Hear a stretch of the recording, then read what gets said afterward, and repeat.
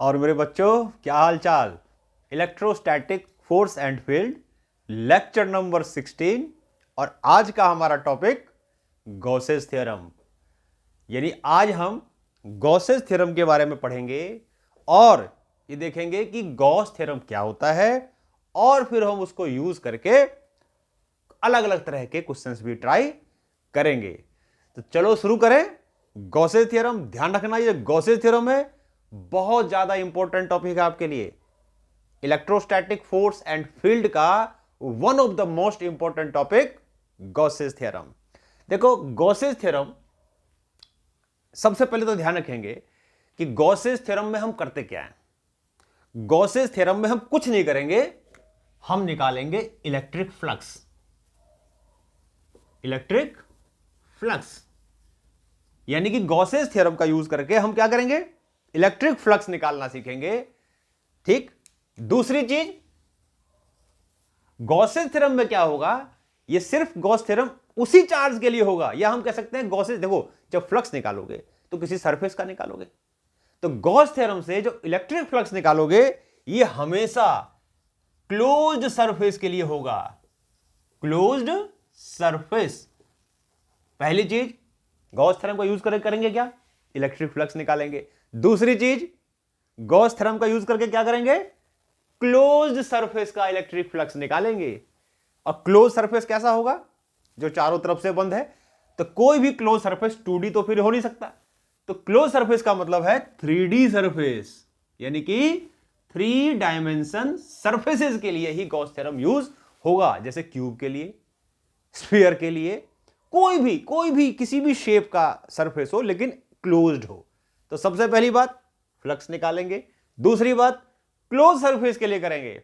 तीसरी बात सिर्फ उसी चार्ज के लिए लेंगे जो सरफेस के अंदर बंद होगा, यानी कि एनक्लोज्ड चार्ज। हमेशा, अभी देखेंगे ऐसा क्यों, हमेशा गॉस थ्योरम में वही चार्ज लिया जाएगा जो सरफेस के अंदर बंद है, यानी कि वो चार्ज जो सरफेस से बाहर है, जिसको हमने बंद नहीं किया कहीं से, यानी कि बाहर चला गया सरफेस से। तो गॉस थ्योरम में उसका कोई रोल नहीं है। तो गॉस थ्योरम में सिर्फ उसी चार्ज का रोल है जो सरफेस के अंदर बंद है। ठीक है। तो ये कुछ चीजें बताई जो हम गॉस थ्योरम में यूज करेंगे क्या, इलेक्ट्रिक फ्लक्स निकालेंगे। दूसरी बात क्या बताया, कैसा सरफेस लेंगे, क्लोज सरफेस लेंगे। और क्लोज सरफेस कभी 2D नहीं हो सकता, close surface is always in 3D, है ना।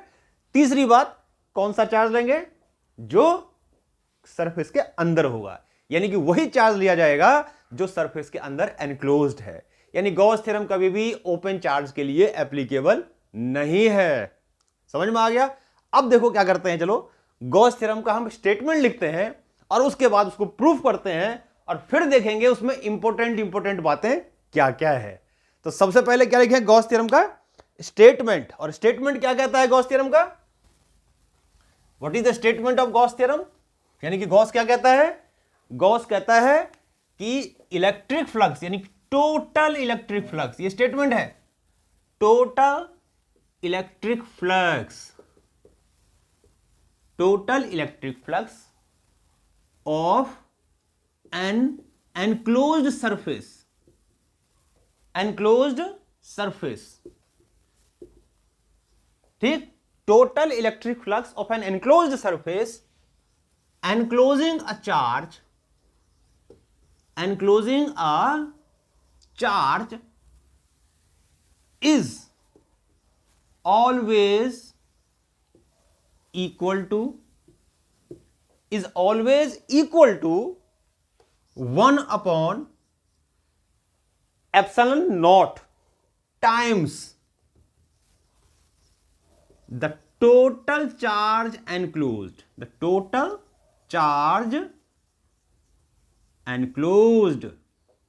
क्या कहता है गॉस थ्योरम, कि टोटल इलेक्ट्रिक फ्लक्स, किसी भी क्लोज सरफेस का जो टोटल इलेक्ट्रिक फ्लक्स होगा, किसी भी क्लोज सरफेस का जो टोटल इलेक्ट्रिक फ्लक्स होगा, वो टोटल इलेक्ट्रिक फ्लक्स हमेशा किसके इक्वल होगा, हमेशा किसके इक्वल होगा, 1 अपॉन एप्सिलॉन नॉट, यानी कि epsilon not times the total charge enclosed.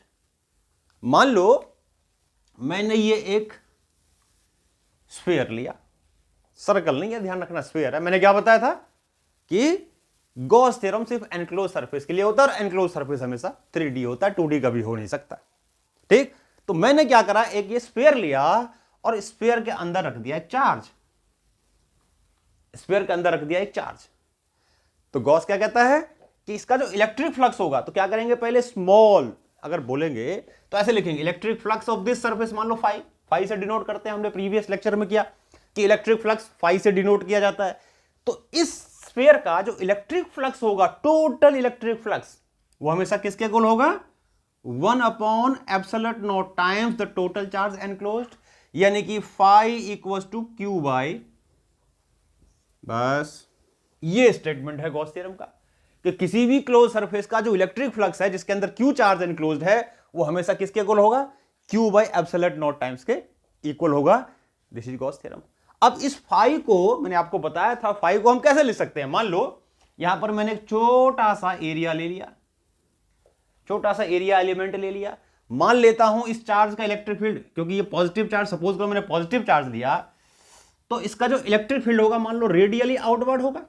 Positive charge का इलेक्ट्रिक फील्ड कैसा होता है, रेडियली आउटवर्ड। तो मान लेते हैं इसके सरफेस पे जो इलेक्ट्रिक फील्ड है ई है और रेडियली आउटवर्ड है, और यहां पर मैंने छोटा सा एरिया एलिमेंट लिया है ना, मान लो डी ए, तो इसका एरिया वेक्टर क्या होगा, इसके परपेंडिकुलर, एरिया के परपेंडिकुलर जो होता है क्या कहलाता है, एरिया वेक्टर, है ना। तो यहां पर क्या लिया मैंने, ई इलेक्ट्रिक फील्ड ले लिया इस चार्ज का इसके सरफेस पे। देखो ध्यान रखना, इलेक्ट्रिक फ्लक्स किसका निकाल रहे हो, सरफेस का निकाल रहे हो, चार्ज का नहीं निकाल रहे हो। इलेक्ट्रिक फ्लक्स हमेशा किसका निकलता है, फ्लक्स हमेशा किसका निकलता है, किसी सरफेस का निकलता है। तो यहां पर हम किसका निकाल रहे हैं, मान लो स्फीयर का निकाल रहे हैं, स्फीयर का रेडियस है आर, स्फीयर का रेडियस है आर मान लो, है ना, और इस चार्ज का सरफेस पे इलेक्ट्रिक फील्ड कितना है ई। तो जो इसका इलेक्ट्रिक फ्लक्स होगा उसको हम कैसे डिनोट करेंगे, पहले स्मॉल सरफेस का इलेक्ट्रिक फ्लक्स, तो फाई की जगह हम क्या लिख देंगे, phi can be written as E dot D A, electric flux हो गया स्मॉल सरफेस का, हमें चाहिए टोटल का, तो क्या करेंगे, इंटीग्रेट और लगा देंगे साइन ये वाला, और ये साइन किसका होता है, ये साइन दिखा रहा है कि सरफेस कैसा है, एनक्लोज्ड है। तो ये डिब्बे का सर्कल जो बनाया मैंने इंटीग्रेशन के ऊपर जो साइन बनाया किसका, सर्कल का, ये क्या दिखाता है कि सरफेस इज एनक्लोज्ड। समझ में आ गई बात। तो इलेक्ट्रिक फ्लक्स हो गया ई डॉट ए, इस छोटे से पोर्शन का, और टोटल निकालेंगे तो क्या करेंगे, इसको इंटीग्रेट कर देंगे तो टोटल इलेक्ट्रिक फ्लक्स आ गया। तो इस फाई को हम ऐसे भी लिख सकते हैं, तो कह सकते हैं कि ई डॉट डी ए का integration for this close surface equals to total electric flux हमेशा किसके इक्वल होगा, Q/ε0 टाइम्स, ये कहता है गॉस थ्योरम। ये गॉस थ्योरम का स्टेटमेंट है, ये मैथमेटिकल एक्सप्रेशन है इसका, ठीक है।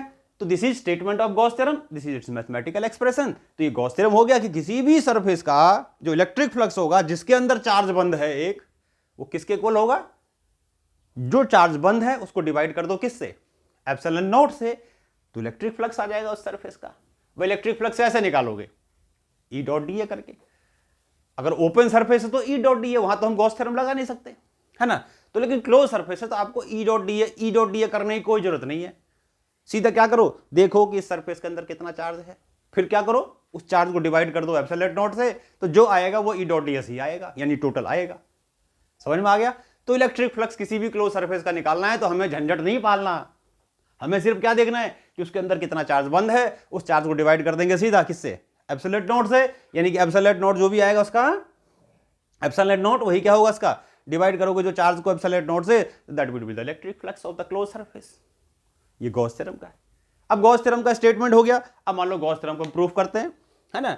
तो गॉस थ्योरम को प्रूफ कर सकते हैं कई तरीके से, समेशन से भी कर सकते हैं, इंटीग्रेशन से भी कर सकते हैं, इरेगुलर सरफेस लेके भी कर सकते हैं, रेगुलर सरफेस लेके भी कर सकते हैं। तो सिंपलेस्ट तरीका रेगुलर सरफेस कर देते हैं प्रूफ, जैसा वहां प्रूफ होगा उसी मेथड से औरों का हो जाएगा। तो सबसे आसान तरीका अपनाते हैं गॉस थ्योरम को प्रूफ करने का। और क्या करेंगे गॉस थ्योरम को प्रूफ, कि किसी भी क्लोज सरफेस का जो इलेक्ट्रिक फ्लक्स होगा ये हमेशा Q/ε0 के इक्वल होगा। समझ में आ गया। तो प्रूफ करते हैं। यानी कि proof of Gauss theorem, proof of Gauss's theorem, यानी गॉस थ्योरम को प्रूव करके देखेंगे अब हम। ठीक, क्या करते हैं, मान लो हमने क्या करा, ये एक इमेजिनरी सरफेस है, मान लो स्फीयर है, ये रखा यहां इसके सेंटर पे चार्ज, मान लेते हैं प्लस, कुछ जैसा डायग्राम अभी बनाया वैसा ही।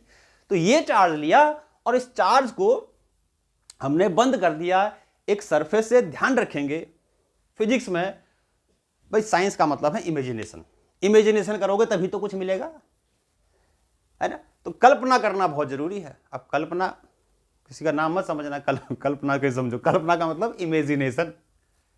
तो इमेज करना है, मतलब अब इमेजिन करना है आपको, है ना। तो इमेजिन करो, क्या इमेजिन करो कि मान लो मैंने एक चार्ज लिया और उस चार्ज को मैंने बंद कर दिया चारों तरफ से, ठीक है, और मैंने एक इमेजिनरी स्फीयर से इसको बंद किया। इस इमेजिनरी स्फीयर का नाम क्या बोलेंगे, गॉसियन सरफेस। क्या बोलेंगे, गॉसियन सरफेस।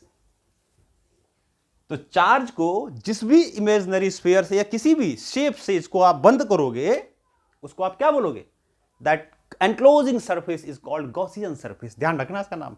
अब गॉसियन सरफेस अलग अलग शेप का हो सकता है। यहां पर मैंने कैसा लिया, यहां पर मैंने स्फेरिकल लिया, तो गॉसियन सरफेस डिफरेंट शेप का हो सकता है। यहां पर मैंने स्फेरिकल शेप का लिया। तो जो भी जिस भी एनक्लोजिंग सरफेस है उसको क्या बोलेंगे, that will be called Gaussian surface. समझ में आया। चलो आगे करते हैं। हमें क्या करना है, इस गॉसियन सरफेस का इलेक्ट्रिक फ्लक्स निकालना है, प्रूफ करना है कि जो इसका इलेक्ट्रिक फ्लक्स है वो Q बाई एप्सिलॉन नॉट के इक्वल होगा। तो ये मान लेते हैं गॉसियन सरफेस का रेडियस है R, ठीक, क्योंकि पॉजिटिव चार्ज है तो मान लेते हैं इसके सरफेस पे जो इसका इलेक्ट्रिक फील्ड होगा वो E, और रेडियली आउटवर्ड होगा, ये इस डायरेक्शन में होगा। कहीं भी निकालोगे, सब जगह निकालोगे, यहां निकाल के देखो, यहां इधर होगा रेडियली आउटवर्ड, यहां निकालोगे यहां इधर होगा रेडियली आउटवर्ड। कहीं भी जाओ सब जगह क्या होगा, रेडियली आउटवर्ड होगा, क्योंकि पॉजिटिव चार्ज है। पॉजिटिव चार्ज का इलेक्ट्रिक फील्ड क्या होता है, रेडियली आउटवर्ड होता है। तो सरफेस पे भी रेडियली आउटवर्ड होगा। ठीक, अब मैं क्या करता हूं कि छोटा सा एक एरिया ले लेता हूं कहीं पर भी, और इसको मैंने बोल दिया DA। क्या बोल दिया, DA। किसी किसी बुक में DS से भी डिनोट कर रखा है, तो DS कर दो। एरिया को या तो A से दिखा दो या S से दिखा दो। Surface area, S for surface, तो मैं A से दिखा देता हूं। तो स्मॉल सरफेस एरिया DA, तो area vector will be DA vector. यानी कहीं पर भी निकालोगे, कहीं पर यहां लोगे तो एरिया वेक्टर इधर आ जाएगा, यहां निकालोगे तो एरिया वेक्टर इधर आ जाएगा। यानी एरिया वेक्टर जो होता है ये रेडियली आउटवर्ड होता है। हमने पढ़ा था कि area vector is radially outward for the close surface. तो क्लोज सरफेस का आउट कहीं भी जाओगे तो कहीं पर भी अगर देखो तो एरिया वेक्टर और इलेक्ट्रिक फील्ड दोनों सेम डायरेक्शन में है, both are in same direction, दोनों का डायरेक्शन सेम है। ठीक, तो क्या करेंगे, पहले स्मॉल सरफेस का फ्लक्स निकालेंगे, फिर टोटल करेंगे उसको इंटीग्रेट, और देखेंगे क्या आता है, क्या जो गॉस कहता है वही आता है या कुछ और आता है, प्रूफ करके देखते हैं। तो सबसे पहले अगर इसका फ्लक्स निकालना है इस छोटे से एरिया का, तुम्हें इलेक्ट्रिक फील्ड चाहिए। यानी हमें क्या चाहिए, इस चार्ज का इलेक्ट्रिक फील्ड बताओ कि R डिस्टेंस पे कितना होगा। कितना होगा, E equal to 1/4 pi epsilon naught Q by R square. Point charge का इलेक्ट्रिक फील्ड ये होता है ना, तो पॉइंट चार्ज का इलेक्ट्रिक फील्ड ये होगा गॉसियन के सरफेस के ऊपर ये होगा। ठीक है, अब क्या करेंगे, इसका स्मॉल इलेक्ट्रिक फ्लक्स निकालेंगे। तो electric flux of small area element, जो एरिया एलिमेंट लिया हमने छोटा सा, उसका इलेक्ट्रिक फ्लक्स कितना होगा, electric flux will B E.dA, मान लो d∅। ठीक, अब क्या चाहिए हमें, टोटल। तो टोटल का मतलब इंटीग्रेट, तो total electric flux of Gaussian surface, यानी जो कि यहां पर क्या है, स्फीयर है। Total electric flux of the Gaussian surface phi integrate करेंगे और E.ds करेंगे, और लिमिट लेंगे जीरो से, क्या जो उसका सरफेस एरिया होगा भाई, स्टार्ट करना है जीरो से, पूरे पे घूम जाना है, पूरे का निकालना है। तो सरफेस एरिया क्या होगा 4 pi R square, this is the surface area of the sphere. तो 0 to 4 पाई आर स्क्वायर, इसको कर दो बंद। अब इसको प्रूफ करके देखो कितना आता है, क्या गॉस जो कहता है वही आता है क्या, देखते हैं सॉल्व करके। ये निकाल रहे हैं, इसको सॉल्व कर देखो, ये आगे सॉल्व कर देता हूं उसको मैं। क्या होगा 0 से 4 पाई आर स्क्वायर, और ई की जगह क्या लिखेंगे हम, अब पहले डॉट हटाओ, चलो ई ds लिख दिया हमने गलती से, क्योंकि ds से कर सकते हैं डॉट, तो ई डॉट डी क्या हो गया E D A cos 0। Cos 0 क्यों, क्योंकि देखो एरिया वेक्टर और इलेक्ट्रिक फील्ड सेम डायरेक्शन में है, तो angle will be 0, cos 0 is 1। इसी को आगे सॉल्व कर देता हूं, तो 0 से 4 पाई आर स्क्वायर, और ई कितना है भाई, E will be 1/4 pi epsilon naught into Q by R square और इंटू डी ए, और बाकी 1 cos 0 1। तो ये आ गया हमारा इलेक्ट्रिक फ्लक्स निकल कर आ रहा है टोटल। ठीक, कांस्टेंट को बाहर ले जाओ, कांस्टेंट क्या क्या है इसमें, 4 pi constant, epsilon naught constant, R square constant, Q constant, सब constant, variable only area. Area है तो बाकी सब तो कांस्टेंट है ना, बाहर ले आओ इंटीग्रेशन से। तो कहां ले जाऊं बाहर, कहां ले जाऊं बाहर, कहां ले जाऊं बाहर, ओहो दिख रहा है, दिख रहा। तो यहां ले आते हैं बाहर, कोई बात नहीं, हमारे पास जगह है अभी, यहां ले आते हैं बाहर। ठीक है, तो क्या करेंगे 1/4 pi epsilon naught Q by R square आ गया बाहर, इंटीग्रेट होगा खाली किसका, डी ए का, और लिमिट लिखेंगे 0 से 4 pi R square. D A का इंटीग्रेट हो जाएगा ए, तो ये आ गया 1/4 pi epsilon naught Q by R square, integrate करोगे डीए का हो गया ए, और लिमिट डाल दोगे तो आ जाएगा 4 पाई आर स्क्वायर माइनस 0। तो this will be 1/4 pi epsilon naught Q by R square into 4 pi R square. R square से आर स्क्वायर ने मारा, पाई ने पाई को मारा, 4 ने 4 को मारा, तो बचा क्या क्यू बाई एप्सिलॉन नॉट। वाजीबा वाजीबा, यही तो कहता है गॉस।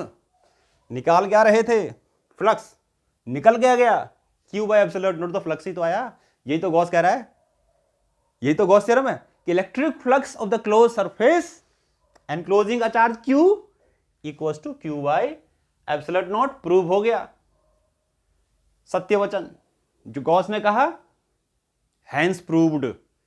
तो दिस इज गॉस थ्योरम। समझ में आया, क्या निकाला हमने, गॉस थ्योरम से इलेक्ट्रिक फ्लक्स निकाला, स्मॉल सरफेस का टोटल कर दिया, इंटीग्रेट, सॉल्व करते करते करते गए, लास्ट में आ गया क्यू बाई एप्सिलॉन नॉट। यही गॉस थ्योरम है और यही इसका स्टेटमेंट है, और यही हमने इसका प्रूफ कर दिया। तो इसको हम क्या कहते हैं गॉस थ्योरम, और ये हमने इसको किया प्रूफ। पॉज करके नोट कर लो, कर लिया, आगे बढ़ते हैं। चलो जी, अब क्या करते हैं इसमें, देखो जब हम गॉस थ्योरम लगा रहे हैं तो अब इसको हम कुछ इंपॉर्टेंट बातें गॉस थ्योरम के लिए लिखते हैं। भाई गॉस थ्योरम जब लगाएं, कुछ तो मैंने बताया था अभी, कुछ और चीज लिख लेते हैं। कुछ इंपॉर्टेंट बातें गॉस थ्योरम के लिए हम लिखते हैं कि जब हम गॉस थ्योरम लगाएंगे तो क्या क्या चीजों को ध्यान में रखेंगे, क्या क्या चीजों को हम ध्यान में रखेंगे जब हम गॉस थ्योरम लगाएंगे। तो सबसे पहली बात, सबसे पहला ध्यान, इंपॉर्टेंट बातें।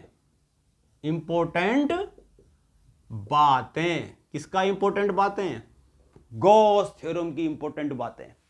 क्या क्या इंपॉर्टेंट बातें, सबसे पहले इंपॉर्टेंट बात क्या बताया था, इलेक्ट्रिक फ्लक्स हमेशा गॉस थ्योरम यूज करेंगे किसके लिए, only for enclosed charge, only for enclosed charge. यानी गॉस थ्योरम सिर्फ एनक्लोज चार्ज के लिए होगा। यानी किसी भी क्लोज सरफेस का जो इलेक्ट्रिक फ्लक्स है वो, देखो गॉस थ्योरम का स्टेटमेंट लिख दें पहले यहां, E dot D A for any close surface S लिख देते हैं, equals to this is 5, this is equals to Q by epsilon not.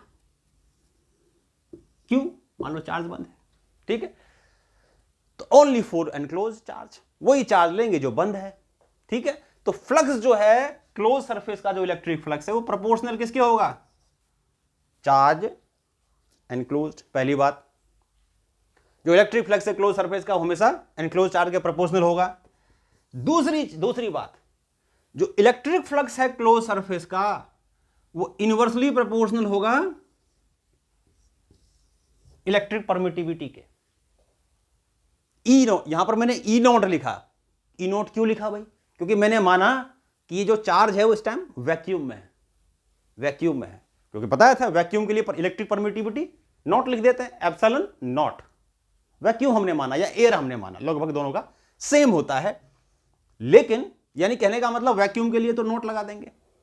अगर मान लो इसी चार्ज को पूरे का पूरे सिस्टम को उठा करके एक मीडियम में डाल दूं, पूरे का पूरे जिस सरफेस का फ्लक्स निकालना है, मान लो उसके अंदर वैक्यूम है, पहले खाली है, खाली जगह, अब उसको उठा करके वैक्यूम मीडियम में डाल दिया, वाटर में डाल दिया, उड़ेल दिया, है ना। एक चार्ज है स्फीयर के अंदर बंद है, पहले वैक्यूम में था, अब कहां डाल दिया? वाटर में। तो क्या चेंज हुआ? मीडियम बदल गया ना। तो ये तो हो गया वैक्यूम के लिए, ये तो हो गया वैक्यूम के लिए। अगर मान लो मीडियम के लिए लिया जाए, फॉर मीडियम, एनी मीडियम, तो इलेक्ट्रिक फ्लक्स जो होगा मीडियम का, चलो यहां नोट लिख देते हैं क्योंकि वैक्यूम के नोट से डिनोट करते हैं, तो मीडियम के लिए जो हो जाएगा वो उसके ईएम के इनवर्सली प्रोपोर्शनल होगा। यानी कि वहां पर जो इलेक्ट्रिक परमिटिविटी होगी मीडियम की, उसके इनवर्सली प्रोपोर्शनल होगा। तो electric flux of in a medium inversely proportional to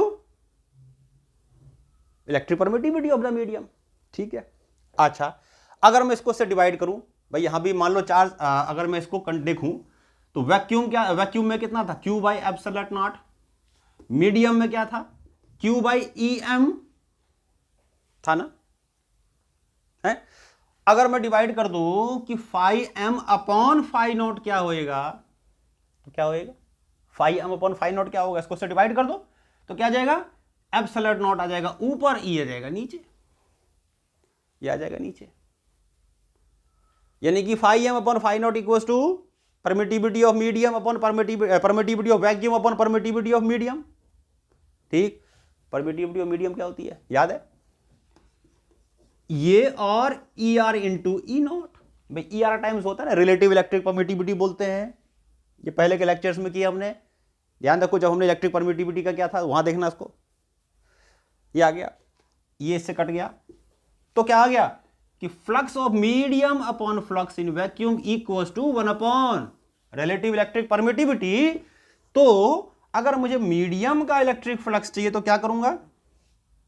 तो मैं वैक्यूम के फ्लक्स को इलेक्ट्रिक परमिटिविटी से डिवाइड कर दूंगा मीडियम के। तो कहने का मतलब इतना, जो इसलिए बहुत इंपॉर्टेंट फार्मूला है। तो यहां पर आपको इसलिए यह चीज बताई कि इलेक्ट्रिक फ्लक्स किस पे डिपेंड करता है? क्लोज सरफेस का चार्ज पे। चार्ज को सेम रखोगे, इलेक्ट्रिक फ्लक्स सेम होगा। दूसरी चीज, इलेक्ट्रिक परमिटिविटी इनवर्सली प्रोपोर्शनल किसके होता है? इलेक्ट्रिक परमिटिविटी के। अगर वैक्यूम है तो नॉट, मीडियम है तो mu M, epsilon, sorry mu M नहीं, E M. Permittivity of medium, vacuum, medium, divide करके देखा तो ये आ गया रिलेशन कि एक चार्ज को, एनक्लोज चार्ज है, एक स्फीयर है, इसके अंदर बंद कर दिया, उसको उठा करके मीडियम में डाल दिया, तो बताओ फ्लक्स में कितना चेंज आया? तो फ्लक्स में इतना चेंज आया। यानी कि फाई एम जो हो गया, वैक्यूम के फ्लक्स को डिवाइड कर दोगे किससे? Electric permittivity of the medium, तो मीडियम का टोटल फ्लक्स आ जाएगा। क्लियर? यहां तक क्लियर? इस दो चीज के अलावा, इन दो चीज के अलावा किसी भी एनक्लोज सरफेस का इलेक्ट्रिक फ्लक्स किसी पर डिपेंड नहीं करता। इन दो चीज के अलावा इलेक्ट्रिक फ्लक्स किसी भी एनक्लोज सरफेस का किसी और चीज पर डिपेंड नहीं करता। तीसरी बात, दूसरी बात समझ में आ गई? तीसरी बात क्या बताया मैंने? कि ये वो दो चीजें हैं जिस पर किसी भी क्लोज्ड सरफेस का इलेक्ट्रिक फ्लक्स डिपेंड करता है। इसके अलावा जो इलेक्ट्रिक फ्लक्स है किसी भी क्लोज सरफेस का, वो किसी और चीज पर डिपेंड नहीं करता। सिर्फ किस पर डिपेंड करता है? चार्ज। दूसरा किस पर डिपेंड करता है? Electric permittivity. समझ में आ गया? दोनों का रिलेशन बताया। आगे बढ़ते हैं, चलो। तीसरी बात मैं एक चीज आपको बताता हूं। मान लो मैंने एक चार्ज लिया Q, ये मैंने एक स्फीयर से बंद किया जिसका रेडियस है मान लो स्मॉल r। इसी चार्ज को मैंने एक स्फीयर से बंद कर दिया जिसका रेडियस है 2r, ट्वाइस ऑफ r। इसी चार्ज को मैंने एक क्यूब से बंद कर दिया, एक क्यूब से बंद कर दिया और उसके सेंटर पर डाल दिया। इसका इलेक्ट्रिक फ्लक्स पता है कितना होगा? क्या कहता है गॉस थ्योरम? गॉस कहता है जो इलेक्ट्रिक फ्लक्स होता है वो चार्ज बाय एब्सोल्यूट नॉट के इक्वल होता है। तो इसका जो इलेक्ट्रिक फ्लक्स लोगे तो Q by absolute not vacuum में मान लिया। इसका जब इलेक्ट्रिक फ्लक्स लोगे तो क्यू बाय एब्सोल्यूट नॉट, यानी फाई निकाल रहा हूं सबका, ये भी फाई हो गया इसका, यानी surface 1 surface 2 surface 3, phi 1 Q by absolute naught, phi 2 Q by absolute naught, phi 3 ओहो सेम। क्या मतलब हुआ इसका? इसका मतलब यह हुआ कि जो इलेक्ट्रिक फ्लक्स है किसी भी एनक्लोज सरफेस का, वो एनक्लोजिंग सरफेस के डायमेंशन पे डिपेंड ही नहीं करता। समझ में आ गया? चार्ज को बंद कर दिया सरफेस के अंदर। अब सरफेस कैसा भी हो कोई फर्क नहीं पड़ता, छोटा हो बड़ा हो, क्यूब हो, पैरेललोपाइप्ड हो, any irregular shape, any irregular shape. तो इलेक्ट्रिक फ्लक्स जो होगा किसी भी सरफेस का सबका सेम होगा यदि सबके अंदर सेम चार्ज है तो मतलब कहने का अगर इसको हम एक सिंपल सी लाइन में लिखें तो क्या लिख सकते हैं इस लाइन में इसको कि electric flux of a enclosed surface,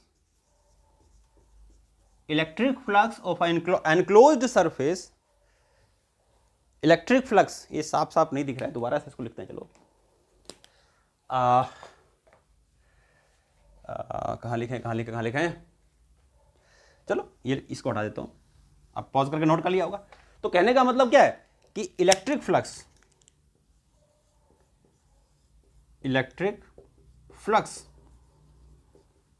of an enclosed surface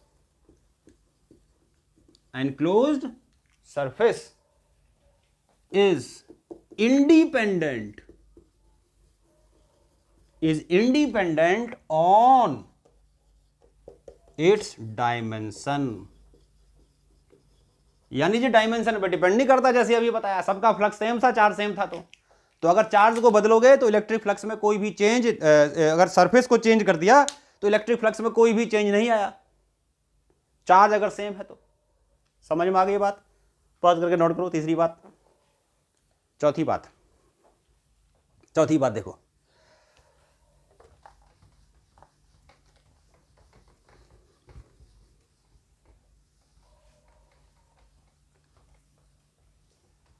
हाँ चौथी बात क्या लिया जाएगा?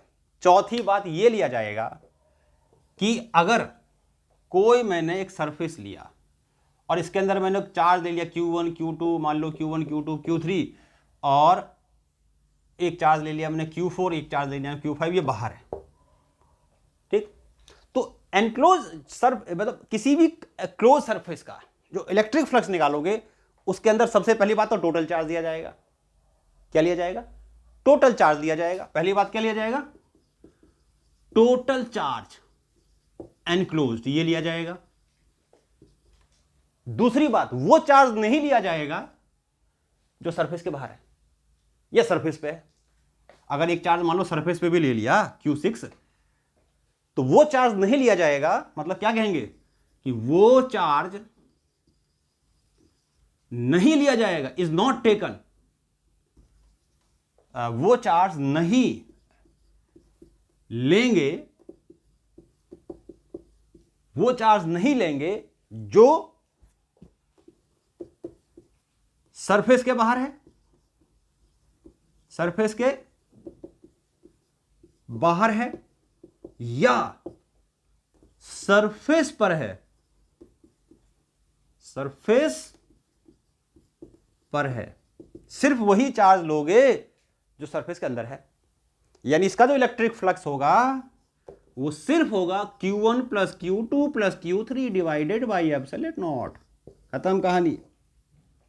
वही चार्ज लो जो अंदर बंद है, सरफेस वाला चार्ज मत लो, या बाहर है जो वो चार्ज मत लो, ठीक। तो वही चार्ज लिया जाएगा और सरफेस के अंदर बंद है। लेकिन लेकिन लेकिन एक चीज ध्यान रखना, लेकिन जब किसी भी पॉइंट पे इलेक्ट्रिक फील्ड निकालोगे, वो पॉइंट चाहे अंदर है, वो पॉइंट चाहे बाहर है, किसी भी पॉइंट पे यहां निकालो, यहां निकालो, यहां निकालो, यहां निकालो, कहीं भी निकालो, लेकिन जब इलेक्ट्रिक फील्ड निकालोगे किसी भी पॉइंट पे तो चार्ज सारा लोगे। यानी अगर मान लो मुझे इस पॉइंट पे इलेक्ट्रिक फील्ड निकालना है तो इसका भी होगा, इसका भी होगा, इसका भी होगा, इसका भी होगा, इसका भी होगा, सबका इलेक्ट्रिक फील्ड होगा। यानी कि लेकिन इलेक्ट्रिक फील्ड सभी चार्ज का होगा, सभी चार्ज का होगा, लेकिन इलेक्ट्रिक फ्लक्स सिर्फ एनक्लोज चार्ज का होगा। क्लियर बात? गॉस थ्योरम क्या कहता है कि किसी भी क्लोज सरफेस का इलेक्ट्रिक फ्लक्स निकालोगे वही चार्ज लोगे जो अंदर है, लेकिन किसी भी पॉइंट पे जब इलेक्ट्रिक फील्ड निकालोगे, चाहे वो पॉइंट सरफेस के अंदर है चाहे सरफेस के बाहर है, टोटल चार्ज लोगे। Total charge will be taken. Electric field के लिए सारा चार्ज, सबका इलेक्ट्रिक फील्ड निकालो और टोटल इलेक्ट्रिक फील्ड निकाल दो, लेकिन जब इलेक्ट्रिक फ्लक्स निकालोगे तो वही चार्ज लोगे जो उसके अंदर बंद है। भाई ऐसा क्यों? ऐसा क्यों भाई? देखो मैं समझाता हूं, बहुत आसान तरीका समझाता हूं कि ऐसा क्यों, कि अंदर वाले को क्यों लेते हैं, बाहर वाले को, अगर बाहर वाले को लिया तो क्यों नहीं लिया भाई? देखो समझ लो।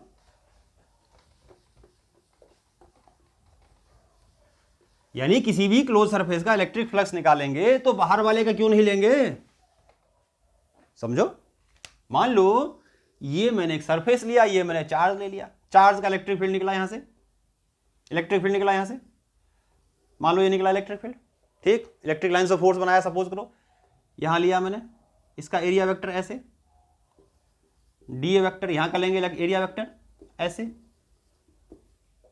ठीक है, ठीक है। अब यहां इलेक्ट्रिक फील्ड होगा कम, सेम एरिया पे सेम यहां पर कम एरिया पर ज्यादा इलेक्ट्रिक फील्ड है। यहां पर मान लो इलेक्ट्रिक फील्ड कितना है, E1, यहां पर कितना है, E2, सपोज करो। यहां का इलेक्ट्रिक फ्लक्स क्या होगा, E1 कर देता हूं, उसको E2 कर देता हूं। यहां का इलेक्ट्रिक फ्लक्स क्या होगा, E1 डॉट डी ए वेक्टर D∅1, यहां कितना होगा, D∅2, E2 डॉट डी ए वेक्टर, ये ठीक। अब यहां पर देखो क्या है, इस पॉइंट पे अगर लोगे यहां पर तो इलेक्ट्रिक फील्ड अंदर, एरिया वेक्टर बाहर, एंगल कितना होगा 180, E1 dA cos 180, इसका लोगे तो E2 dA2 cos 0, यहां हो गया E1 dA1 माइनस, और यहां हो गया माइनस प्लस E2 dA2।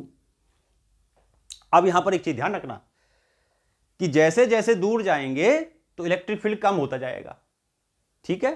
तो सेम फ्लक्स के लिए ज्यादा एरिया चाहिए, तो प्रोडक्ट जो इलेक्ट्रिक फील्ड और एरिया का जो यहां होगा वही यहां होगा, प्रोडक्ट सेम होगा, क्योंकि यहां पर क्या हो रहा है, यहां पर क्या हो रहा है, यहां पर मतलब एरिया कम है, इलेक्ट्रिक फील्ड ज्यादा है। यहां पर क्या है, इलेक्ट्रिक फील्ड कम लेकिन एरिया ज्यादा है, यानी सेम इलेक्ट्रिक फील्ड, ऐसे बोलेंगे इलेक्ट्रिक फ्लक्स सेम है, यानी कि एक चीज कम है दूसरी चीज ज्यादा है, तो फ्लक्स जो होगा दोनों का प्रोडक्ट वो कांस्टेंट होगा, प्रोडक्ट कांस्टेंट होगा। लेकिन यहां पर क्या है, फ्लक्स, यानी टोटल फ्लक्स जब निकालोगे तो ये दोनों इक्वल, मैग्नीट्यूड दोनों का इक्वल होगा कि E1 dA1 इक्वल होगा E2 dA2 के, प्रोडक्ट दोनों का इक्वल होगा, प्रोडक्ट दोनों का इक्वल होगा। लेकिन क्योंकि साइन अपोजिट है तो टोटल फ्लक्स जो हो जाएगा दोनों को ऐड करके वो हो जाएगा minus E1 dA1 plus E2 dA2, तो ये कट जाएगा, दिस विल बी जीरो, क्योंकि दोनों इक्वल है। मैग्नीट्यूड तो सेम है लेकिन डायरेक्शन अपोजिट है, एक जगह रेडियली इनवर्ड है, रेडियली आउटवर्ड है, तो inward flux negative, outward flux positive. समझ में आ गया? क्योंकि एरिया वेक्टर तो हमेशा रेडियली आउटवर्ड होता है ना, यहां पर लोग एरिया वेक्टर रेडियली आउटवर्ड, यहां पर निकालोगे आउटवर्ड, यहां इलेक्ट्रिक फील्ड अंदर यहां बाहर, तो एरिया और इलेक्ट्रिक फील्ड का प्रोडक्ट तो कांस्टेंट होगा, है ना। लेकिन वेरिएबल क्या, लेकिन अलग क्या हो गया, साइन, एक प्लस एक माइनस ऐड करोगे जीरो। तो कोई भी चार्ज जो सरफेस के बाहर रखा है तो सरफेस के लिए जितना इनवर्ड फ्लक्स होगा उतना ही उस चार्ज का, यानी उस चार्ज की वजह से जो इलेक्ट्रिक फील्ड होगा, जितना इनवर्ड होगा उतना ही आउटवर्ड होगा फ्लक्स, उस फील्ड की वजह से जो फ्लक्स होगा, तो इसलिए total flux will B zero. तो इसीलिए क्या होता है कि वही चार्ज लिया जाता है जो सरफेस के अंदर बंद हो, यानी बाहर वाले चार्ज से कोई लेना देना नहीं है। क्लियर है? तो ये हो गया गॉसियन थ्योरम का अगला पॉइंट कि इलेक्ट्रिक जब फ्लक्स निकालेंगे तो बाहर वाले अंदर वाला चार्ज लेंगे, लेकिन जब इलेक्ट्रिक फील्ड निकालेंगे किसी भी एक पॉइंट पे तो इलेक्ट्रिक फील्ड तो सबका होगा, जितने भी चार्ज है सारे चार्ज क्या करेंगे, अपना अपना इलेक्ट्रिक फील्ड बनाएंगे। तो इलेक्ट्रिक फील्ड निकालना है किसी भी पॉइंट पे तो सभी चार्ज लेंगे, लेकिन जब इलेक्ट्रिक फ्लक्स निकालेंगे तो एनक्लोज चार्ज लेंगे। समझ में आ गई बात। एक और बात देखो, देखो इलेक्ट्रिक फ्लक्स के लिए वो चार्ज दिया जाता है जो अंदर बंद है, ठीक है, अंदर बंद है। लेकिन हमें जो मोस्टली क्वेश्चन करना है, देखो गॉस थ्योरम सबके लिए लगता है, एनक्लोज चार्ज, कोई भी एनक्लोज चार्ज हो गॉस थ्योरम सबके लिए लगेगा। लेकिन हमें जो क्वेश्चन करने हैं, हमें जो करना है वही चार्ज लेना है जो सेंटर पे हो, वही चार्ज लेना है जो सेंटर पे हो, तभी पूरे सरफेस का सब जगह इलेक्ट्रिक फील्ड इलेक्ट्रिक फ्लक्स एक जैसा होगा, ठीक है। तो एनक्लोज चार्ज गॉस थ्योरम किसी भी एनक्लोज चार्ज के लिए होता है, लेकिन हमारे लिए इंपॉर्टेंट क्या है, सिर्फ वही चार्ज जो सेंटर पे है। यानी हमें वही टाइप के क्वेश्चंस करने हैं जो जिसमें चार्ज सेंटर पे होगा, यानी कि applicable for all enclosed charge, but we will do only that questions in which charge at center of symmetric surface,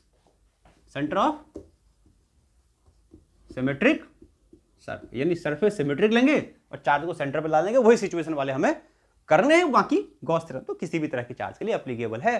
total flux तो भाई अगर मान लिया मैंने स्फीयर लिया, यहां रखो चार्ज तो भी electric flux Q by epsilon not, यहां रखो चार्ज तो भी electric field Q by epsilon not, यहां रखो चार्ज तो भी electric field Q by epsilon not. लेकिन जब सेंटर पे डालोगे ना तो सब जगह इलेक्ट्रिक फ्लक्स एक जैसा होगा। इस चार्ज का इलेक्ट्रिक फ्लक्स सब जगह क्या होगा, एक जैसा होगा, एक गिवन एरिया में सेम फ्लक्स होगा। लेकिन जब सेंटर से उठा के यहां डाल दोगे तो नेचुरल सी बात है भाई, कुछ सरफेस ऐसा होगा जो पास होगा, कुछ सरफेस होगा जो दूर होगा, तो पास वाले का फ्लक्स ज्यादा होगा, दूर वाले कम होगा, लेकिन टोटल होगा उतना ही। तो मैंने कहा कि हम वही सिचुएशन करेंगे जिसमें चार्ज सेंटर पे हो और सरफेस कैसा हो, सिमेट्रिक हो। लेकिन गॉस थ्योरम सभी तरह के चार्जेस के लिए एप्लीकेबल है। समझ में आ गया। तो ये कुछ इंपॉर्टेंट बातें थी गॉस थ्योरम की जो हमने समझी कि गॉस थ्योरम, पहले हमने समझा कि गॉस थ्योरम क्या होता है, फिर हमने कुछ उसमें इंपॉर्टेंट बातें देखी कि गॉस थ्योरम की खास बातें क्या क्या है। तो हमने सीखा सिर्फ दो चीज, एक चीज कि वही चार्ज लिया जाएगा जो अंदर है, दूसरी चीज इलेक्ट्रिक परमिटिविटी। इसके अलावा इलेक्ट्रिक फ्लक्स एनक्लोज सरफेस का किसी भी चीज पर डिपेंड नहीं करता। क्लियर। अब हम क्या करते हैं, चलो गॉस थ्योरम से रिलेटेड कुछ छोटे छोटे क्वेश्चंस देखते हैं। तो सबसे पहले देखो आपको क्या करना है, अगर गॉस थ्योरम यूज करना है तो सबसे पहले आपको क्या करना पड़ेगा, बंद है तो बल्ले बल्ले, चार्ज अगर बंद है तो बल्ले बल्ले, चार्ज नहीं बंद है तो पहला काम उसको बंद करो। और मैंने कहा जो एनक्लोजिंग सरफेस है वो इमेजिनरी होता है, जब तक क्वेश्चन कर रहे हो तब तक मान लो बंद कर दिया, क्या जा रहा है मानने में क्या जा रहा है, अपने पाप का मान लिया। तो जब किसी भी क्लोज सरफेस का, यानी कि जब गॉस थ्योरम लगाऊंगा तो इमेजिन करो मैंने उसको बंद कर दिया, गॉस थ्योरम लगा दो, उसके बाद जो कह रहा है वो कर दो, सरफेस हटा दो, खत्म कहानी। तो ये इमेजिनरी होता है गॉसियन सरफेस। कहने का मतलब ये है कि जब तक क्वेश्चन कर रहे हैं तब तक एनक्लोज है बल्ले बल्ले, नहीं एनक्लोज है कर दो भाई, क्या फर्क पड़ रहा है, क्वेश्चन खत्म हो गया हटा दो, खत्म, हटा दिया। मान लो जैसे देखो अब कुछ क्वेश्चंस करते हैं गॉसियन थ्योरम से रिलेटेड। मान लो ये मैंने एक स्क्वायर लिया, मान लिया एक हम स्क्वायर लेते हैं, सपोज करो मान लो हमने एक स्क्वायर ले लिया,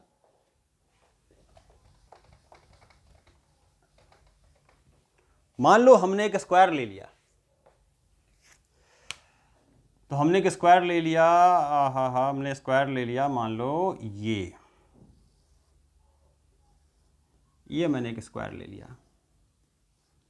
सपोज करो स्क्वायर की साइड की लेंथ है ए, पैड लो वो समझना इसको कि वो है रोम्बस है, 90 डिग्री पे है भाई, ऊपर से देख रहे हैं इसको, ए साइड है। मान लिया इसके a/2 ऊपर एक चार्ज रखा है, तो बताओ इलेक्ट्रिक फ्लक्स कितना होगा ऑफ द स्क्वायर? कितना इलेक्ट्रिक फ्लक्स होगा स्क्वायर का बताओ? एक स्क्वायर है जिसके साइड की लेंथ a है, उसके सेंटर से a/2 ऊपर एक चार्ज रखा है q, चार्ज रखा है q, तो बताओ इसका इलेक्ट्रिक फ्लक्स क्या होगा? अब एनक्लोज तो है नहीं भाई, अब गॉस थ्योरम तभी लगाओगे जब क्लोज होगा। एनक्लोज है क्या? नहीं है। एनक्लोज नहीं होता तो फिर E.ds करना पड़ेगा। अब इसमें बड़ी बड़ी दिक्कत वाली बात, क्या दिक्कत वाली बात? कि इस चार्ज का इलेक्ट्रिक फील्ड निकालोगे तो सब जगह अलग अलग होगा।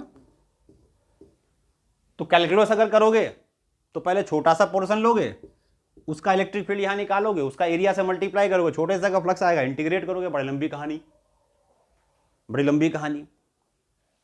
सॉल्व करते करते थक जाओगे, होगा भी नहीं 1 मिनट का, आधा मिनट का क्वेश्चन होगा ये, आधा मिनट भी नहीं, 5 सेकंड का क्वेश्चन है, 10 सेकंड का क्वेश्चन है। अब आधा घंटा थोड़ी लगा देंगे हम इस पे, तो क्या करेंगे? तो अगर शॉर्ट में करना है, बहुत कम टाइम में करना है, तो गॉस थ्योरम लगाना पड़ेगा। और उसके लिए क्या करोगे? अब इसको बंद करना पड़ेगा। और मैंने बताया कि गॉस थ्योरम हम उसी चार्ज के लगाएंगे जो सेंटर पे है और सिमेट्रिक है। तो इमेजिन करो, कर लो ना इमेजिन, मैंने बताया था। मान लो मैंने एक क्यूब बनाया, मान लो मैंने एक क्यूब बनाया और इस क्यूब के साइड लेंथ ले ली मैंने a, और इसका जो ये वाला साइड है ना वो ये है, ये जो स्क्वायर लिया वो मान लो बॉटम है, इसके कितना ऊपर है चार्ज? a/2। तो सेंटर पे तो आ गया, नीचे से भी a/2, ऊपर से नीचे से भी a/2, ऊपर से भी a/2, सेंटर पे नहीं आ गया क्या? इधर से भी a/2, इधर से भी a/2, सेंटर पे आ गया ना। इसका इलेक्ट्रिक फ्लक्स क्या होगा? एनक्लोज्ड है, क्या होगा electric flux? Electric flux will B enclose है, तो इलेक्ट्रिक फ्लक्स कितना होगा इसका? Q/ε0, क्योंकि सेंटर पे है। तो ये फ्लक्स 6 फेजेस होते हैं क्यूब के, और ये उनमें से एक है। इस क्यूब का 6 फेस होगा, 6 फेस का इलेक्ट्रिक फ्लक्स है Q/ε0। एक का कितना होगा? 1/6 टाइम्स ऑफ Q/ε0। ये आ गया इसका इलेक्ट्रिक फ्लक्स। क्लियर? तो हमने क्या किया, कैलकुलस करने के बजाय, इतना लंबा तरीका अपनाने के बजाय इमेजिन किया कि इस चार्ज को बंद कर दो भाई, एक ऐसे क्यूब से जिसकी साइड की लेंथ हो O और उसके बॉटम वालो ये मान लो, तो ये चार्ज उसका सेंटर पे आ जाएगा। तो जो इलेक्ट्रिक फ्लक्स होगा Q/ε वो पूरे चार्ज का होगा, पूरे क्यूब का होगा। हमें चाहिए एक का, तो हमने क्या करा फिर? इसका 1/6 टाइम्स कर दिया, क्योंकि इसमें 6 फेजेस है, 6 का इलेक्ट्रिक फ्लक्स इक्वल होगा। तो एक का इलेक्ट्रिक फ्लक्स कितना आ गया? Q/1/6 times of Q/ε0। कितना आसान, 5 सेकंड में हो जाएगा, 5 सेकंड से ज्यादा नहीं लगना। समझ में आ गया? Question number 1। Question number 2, question number 2,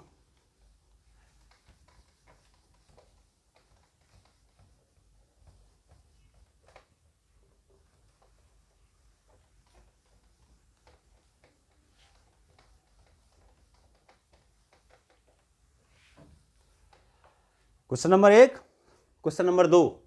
question number 2 क्या? मान लो ये एक सिलेंडर है, मान लो ये एक सिलेंडर है और इस सिलेंडर के यहां पर एक चार्ज रख दिया। क्यों? कहते हैं बताओ इस चार्ज की वजह से पूरी सिलेंडर का फ्लक्स क्या होगा? बताओ electric, what is the electric flux of the cylinder. मान लो, बताओ इस सिलेंडर का इलेक्ट्रिक फ्लक्स क्या होगा? मान लेते हैं सिलेंडर की लेंथ L है, ठीक? कैसे करोगे? अब ये बंद है क्या? अब ये जो चार्ज है ये बंद तो नहीं है, ये चार्ज बंद तो नहीं है, तो बंद करना पड़ेगा। कर दो बंद। तो मान लो ये दोबारा एक डायग्राम बनाता हूं, थोड़ा छोटा कर दिया क्योंकि जगह कम है। ये मैंने एक सिलेंडर बना दिया, फिर वही लेंथ क्या थी इसकी L, और यहां रख दिया चार्ज Q, और इसको एक्सटेंड कर दिया एक ऐसे सिलेंडर से जिसकी लेंथ दोबारा से लोगे, टोटल लेंथ कितनी होगी? 2L। अब इसके सेंटर पे नहीं आ गया क्या? सेंटर पे आ गया ना, यानी इसको एनक्लोज कर दिया, यानी एक ऐसा सिलेंडर और एक्सटेंड कर दिया। एक सिलेंडर एक सिलेंडर के यहां चार्ज, दूसरा सिलेंडर और लागत धप से लगा दिया इसके आगे, सेम, तो चार्ज अब सेंटर पे आ गया ना, बंद हो गया और सेंटर पे आ गया, तो पूरे सिलेंडर का फ्लक्स कितना होगा, Q bye epsilon not, enclose हो गया। अब ये इमेजिन ही तो करना है, तो फिर इसका फ्लक्स क्या हुआ, इसका आधा, ये डबल है ना इसका आधा, तो 1/2 Q बाय एप्सिलॉन नॉट, खत्म कहानी। ठीक, यानी कि बंद कर दिया इसको हमने। समझ में आ गई बात? चलो एक और करते हैं, एक और करते हैं। हमें सेंटर पे लाना है चार्ज को बंद करके, इलेक्ट्रिक फ्लक्स निकाल दिया, उसका आधा कर दिया, टोटल फ्लक्स आ गया इस वाले का। समझ में आ गया? चलो एक और करते हैं। अब देखो इसमें मैं आपको 2-3 तरीके की चीजें कराता हूं, देखो बड़ा मजा आएगा। 2-3 तरह की चीजें कराते हैं और देखते हैं क्या होता है।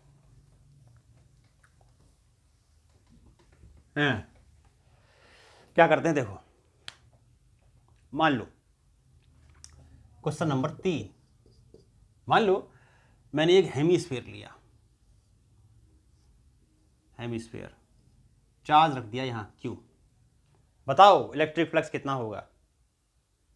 समझ में आ गया होगा? बहुत आसान। क्या करो, हेमीस्फीयर, चार्ज कहां है इसके सेंटर पे, बंद कर दो, स्फीयर बन गया, इसका electric flux Q bye epsilon not, इसका इलेक्ट्रिक फ्लक्स आधा, पूरे का Q बाय एप्सिलॉन नॉट आधा ही तो हिस्सा हुआ। समझ में आया? इलेक्ट्रिक फ्लक्स आ गया, एनक्लोज किया, ढक्कन हटा दिया, बंद किया, हेमीस्फीयर बाद में हटा दिया, आधे का बच गया। समझ में आ गई बात? क्योंकि टोटल इलेक्ट्रिक फ्लो का पूरा कंट्रीब्यूट करेगा, आधा करेगा तो इसका डबल हो जाएगा ये, या इसका आधा हो जाएगा ये। समझ में आ गया? अब इसी में देखो एक और तरह का क्वेश्चन आपको कराता हूं। यहां तो चार्ज बंद है, या चार्ज एक फेस पे था, हेमीस्फीयर के सरफेस पे था, होलो स्फीयर है, ध्यान रखना ये, तो जो फ्लक्स आ रहा है ना वो इसका आ रहा है, खाली कर्व सरफेस का।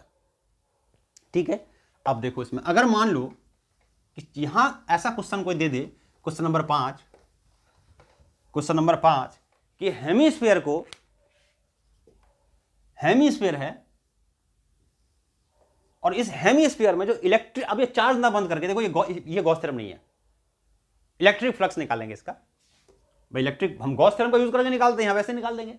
देखो मान लो ये कहता है ये होलो स्फीयर है, ध्यान रखना, इस होलो स्फीयर को मैंने एक ऐसे यूनिफॉर्म इलेक्ट्रिक फील्ड के अंदर डाला, let the electric field is intensity is E, मान लो उसका इलेक्ट्रिक फील्ड इंटेंसिटी E है, तो ध्यान रखेंगे यहां जो इलेक्ट्रिक फ्लक्स होगा ना वो खाली इसका होगा, इसका, क्योंकि ये तो हॉलो है, तो इलेक्ट्रिक फ्लक्स यहां तो कोई सरफेस है नहीं ना, खाली है, तो इलेक्ट्रिक फ्लक्स जो होगा खाली इसका तो होगा, बाउल। लेकिन इसमें बड़ी खास बात पता है क्या है, कि अगर ये भी सरफेस होता तो जितना इलेक्ट्रिक फील्ड इसमें से पास करता उतना ही इलेक्ट्रिक फील्ड इसमें से पास करता, जो कि अब कर रहा है, अगर ये नहीं है तो भी कर रहा है। तो हम क्या कर रहे हैं भाई, इसका इलेक्ट्रिक फ्लक्स क्यों निकाले हैं, हमें निकालना तो इसी का है वैसे, यानी कि what is the electric flux of curve surface,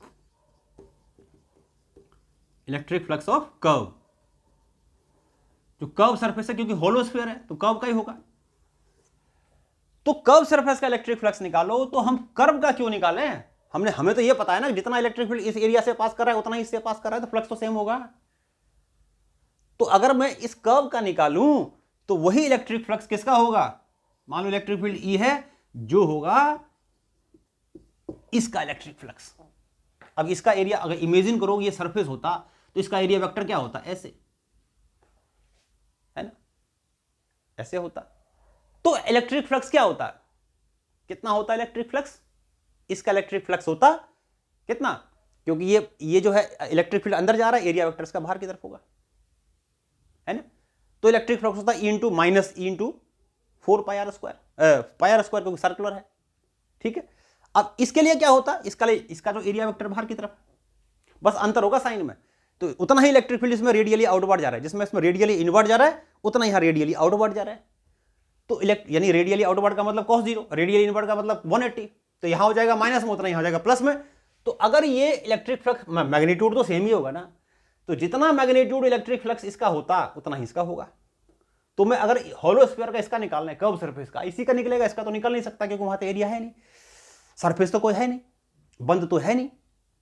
बंद होता तो फिर तो जितना इनवर्ड उतना outward flux will B zero होता ना। अभी बताया था कि अगर इससे पहले भी हमने देखा था कि किसी भी क्लोज सरफेस को जब इलेक्ट्रिक फील्ड के अंदर डालते हैं, यूनिफॉर्म इलेक्ट्रिक फील्ड के अंदर, तो जितना इनवर्ड उतना outward total flux will B zero.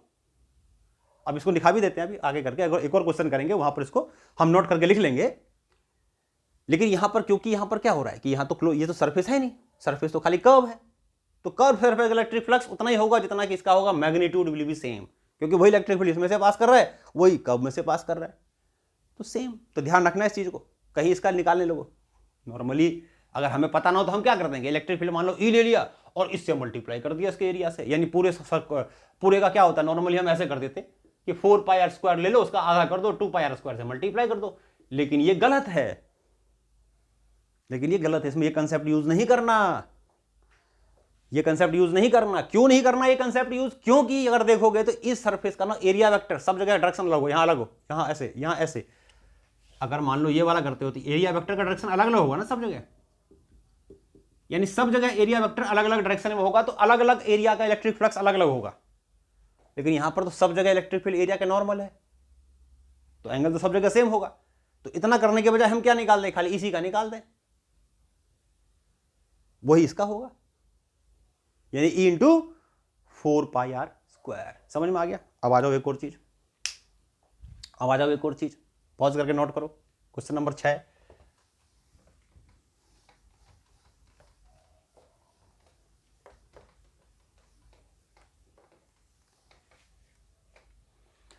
6, इसमें क्या करते हैं, यही मान लो हेमिस्फीयर ले लिया हमने, अब इलेक्ट्रिक फील्ड ऐसे डाल देते हैं। मान लो इलेक्ट्रिक फील्ड यूनिफॉर्म है, E, बताओ इलेक्ट्रिक फ्लक्स कितना है, 2 हिस्सों में बांट दो, इधर और इधर, जितना इसका इनवर्ड उतना इसका आउटवर्ड, क्योंकि यूनिफॉर्म है। इसका एरिया वेक्टर ऐसे, इसका एरिया वेक्टर ऐसे, DA DA, यहां इलेक्ट्रिक फील्ड इनवर्ड, यहां इलेक्ट्रिक फील्ड आउटवर्ड। तो इसमें क्या होगा, टोटल फ्लक्स क्या होगा, phi inward plus phi outward, है ना।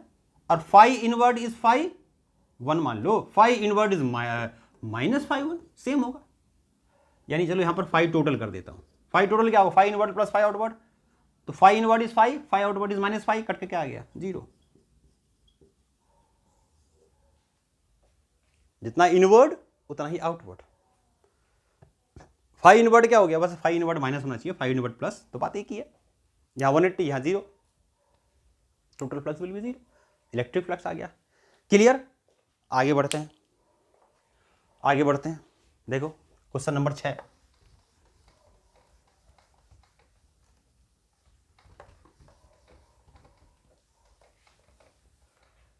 6, मान लो ये एक रिंग है और रिंग पे मान लो ये ऐसी वर्मा क्वेश्चन है, आप देखना उसमें मिलेगा आपको। ये मान लो एक रिंग ले लिया मैंने, इस रिंग का रेडियस है r, और चार्ज है q, total charge on ring is q, total charge on the ring is q, ठीक। यानी जो टोटल चार्ज होगा वो 2πr लेंथ पे होगा, ध्यान रखेंगे, टोटल चार्ज जो होगा वो 2πr लेंथ पे होगा, ठीक है। अब क्या कह रहा है कि मान लो इस रिंग को हमने एक स्फीयर के अंदर डाल दिया और इस तरीके से डाल दिया कि ये मान लो मैंने एक स्फीयर बनाया, ये स्फीयर बना दिया, और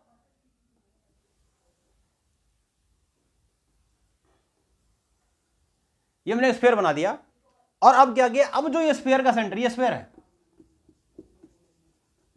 है, अब जो इस स्फीयर का सेंटर है वो उसके पेरीफेरी पे आ रहा है, यानी कि सेंटर ऑफ स्फीयर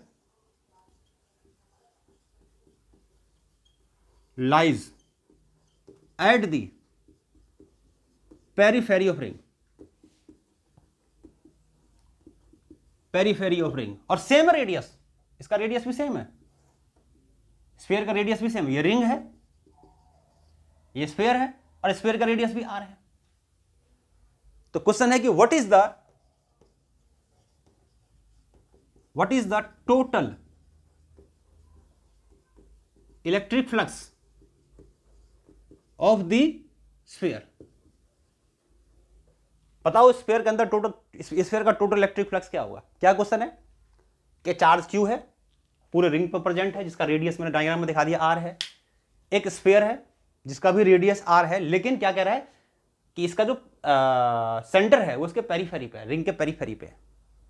ठीक, तो बताओ इस स्फीयर का इलेक्ट्रिक फ्लक्स कितना होगा। तो बताओगे तभी ना जब इलेक्ट्रिक चार्ज निकालोगे कि इसके अंदर कितना बंद है। देखते हैं कितना बंद है। तो ये क्या होगा भाई बताओ, ये भी तो रेडियस ही होगा, नहीं होगा। ये क्या होगा बताओ, ये भी तो रेडियस ही होगा ना। ये क्या होगा बताओ, ये भी तो रेडियस होगा। ये क्या होगा बताओ, ये भी तो रेडियस होगा। सब आर है। तो अगर मैं इस ट्रायंगल को पकड़ लूं, ये सी मान लूं, इसको सी डैश मान लूं, इसको ए मान लूं, तो कैसा ट्रायंगल है, इक्विलैटरल ट्रायंगल है।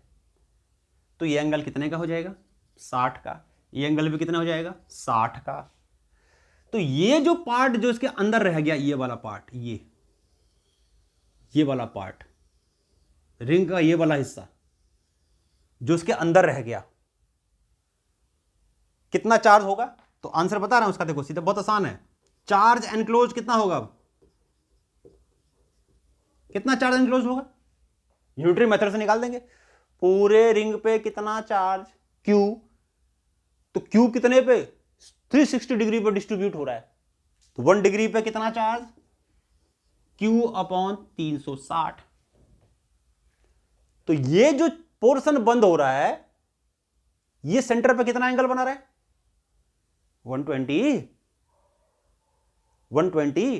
तो यूनिट एंगल से इतना चार्ज, तो 120 से कितना चार्ज, 120 से मल्टीप्लाई कर दो, तो 0 से 0 कट गया, तो ये आ गया Q अपॉन 3। कितना आ गया, Q अपॉन 3। तो ये जो चार्ज आ गया Q अपॉन 3, ये एनक्लोज्ड चार्ज है। अब समझ में आया कैसे निकाला। पूरे रिंग का कितना चार्ज, Q, ये चार्ज कितने एंगल पर डिस्ट्रीब्यूटेड है, 360। तो 1 डिग्री पे कितना होगा, Q बाई 360।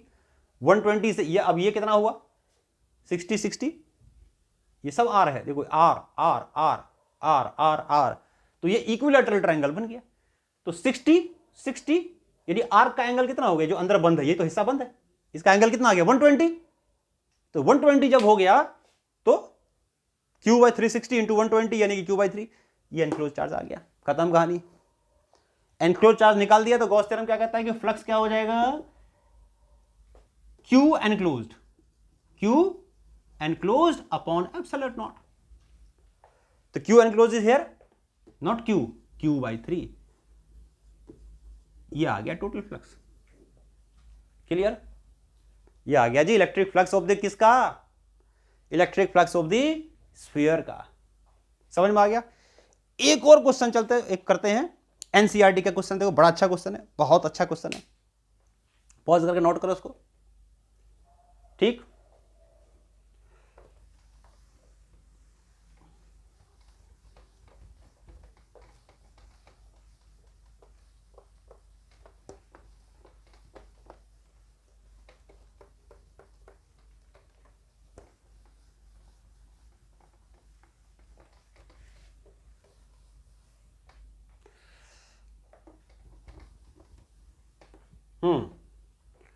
क्वेश्चन नंबर क्या था, 7 या 8 जो भी था आप लिखो, 7 या 8 जो भी था।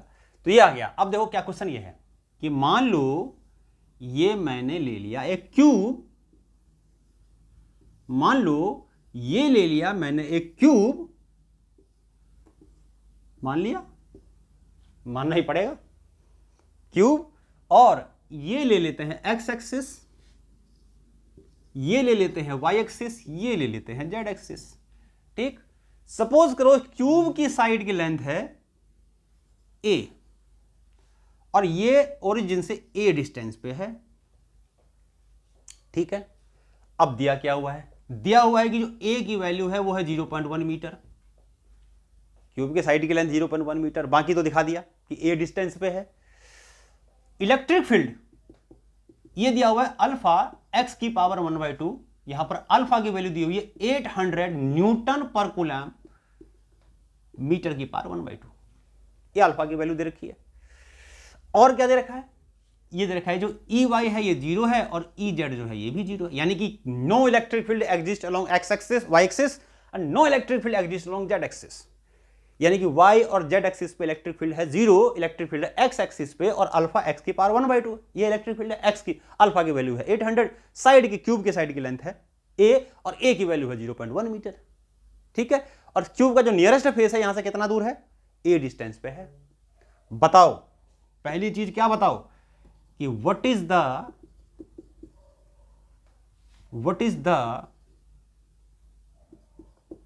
इलेक्ट्रिक फ्लक्स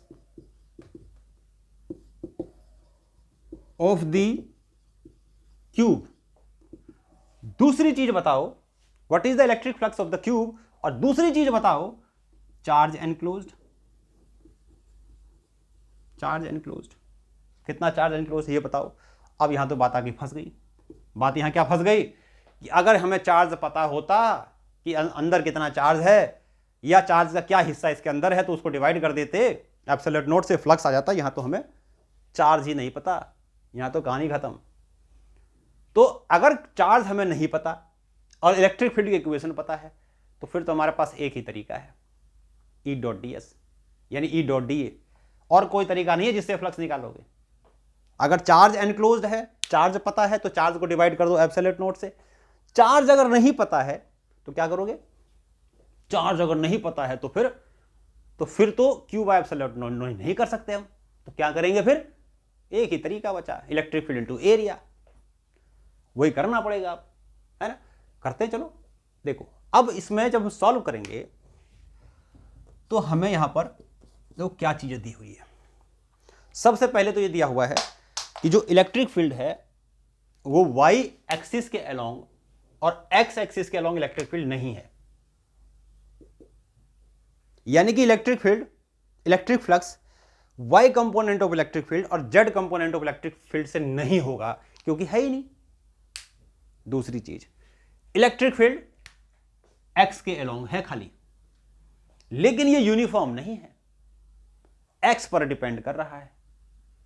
x की वैल्यू अलग अलग होगी तो इलेक्ट्रिक फील्ड अलग अलग होगी। इंपॉर्टेंट पॉइंट बता रहा हूं, नोट कर लो इस चीज को कि इलेक्ट्रिक फील्ड x पे डिपेंड कर, इलेक्ट्रिक फील्ड x एक्सिस के अलोंग है और x पे डिपेंड कर रहा है। x की वैल्यू अलग अलग होगी तो इलेक्ट्रिक फील्ड अलग अलग होगी, ठीक। यानी कि अगर इस सरफेस पे इलेक्ट्रिक फील्ड निकालूंगा x component of electric field तो अलग आएगा, इस सरफेस पे अलग आएगा। ध्यान रखेंगे इस चीज को, दोनों सरफेस पे इलेक्ट्रिक फील्ड अलग आएगा क्योंकि ये सरफेस x एक्सिस से कुछ और दूरी पर है, ये कुछ और दूरी पर है, डिस्टेंस दोनों का अलग अलग है तो इलेक्ट्रिक फील्ड अलग अलग आएगा, ठीक। तीसरी बात कि अगर x की वैल्यू अगर मैं नेगेटिव में डालूं, x रूट x की पावर 1/2 का मतलब है रूट x, और रूट के अंदर अगर कोई नेगेटिव नंबर कर दो, मान लो -x कर दिया, तो ये हो जाएगा इमेजिनरी नंबर।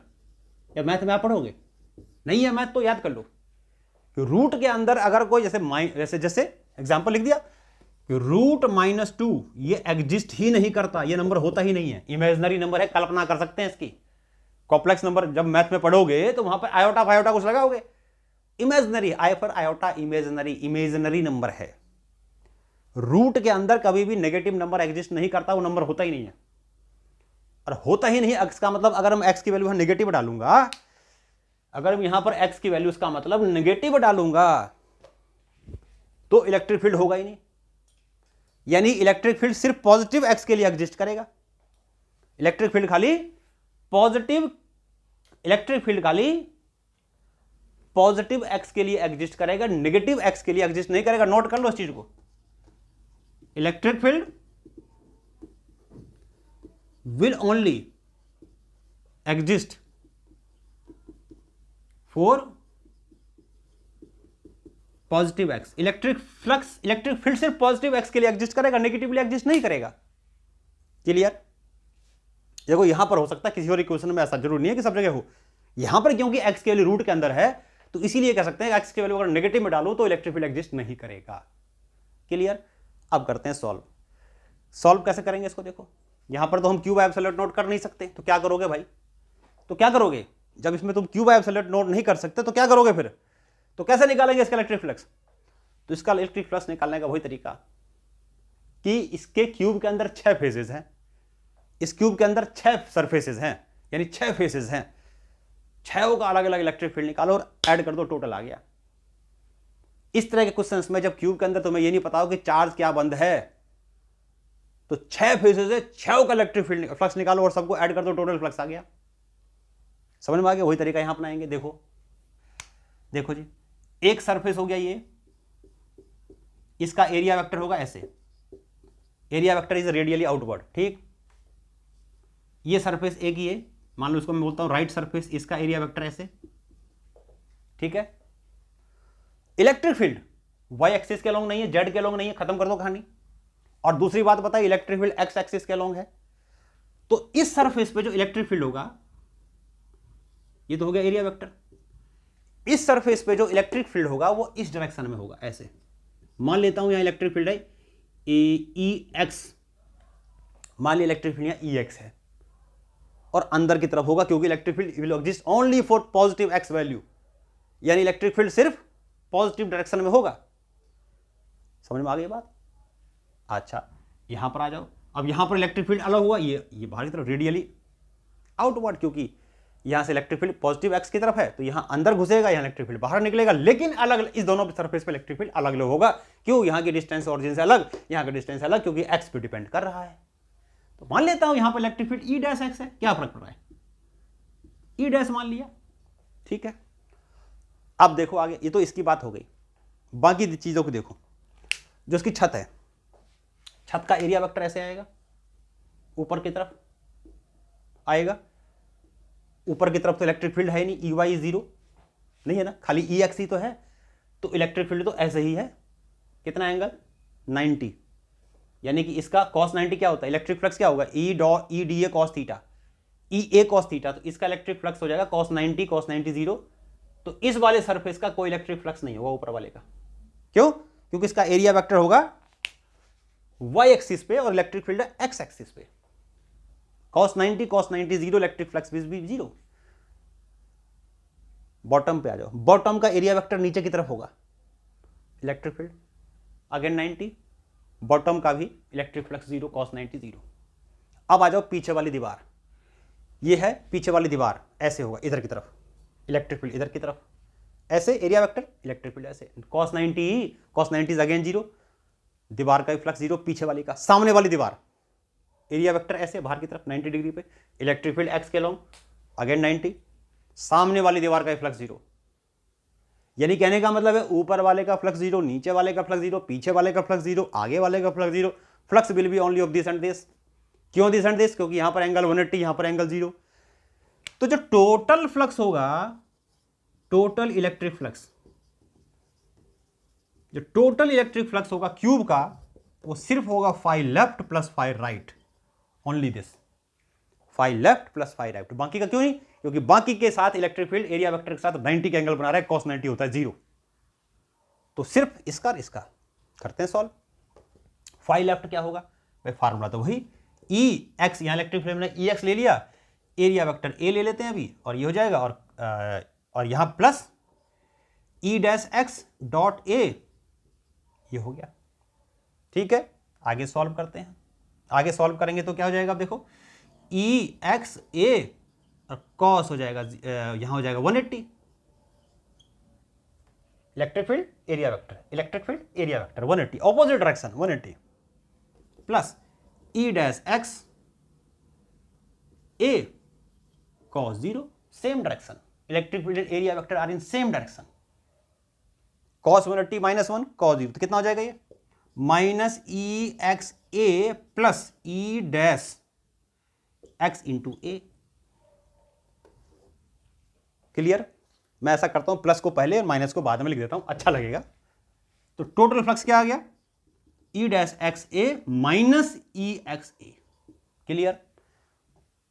जितना एरिया इसका उतना एरिया इसका, ए कॉमन ले लो, ले लिया कॉमन, क्या बचा, ई dash x minus E x into ए।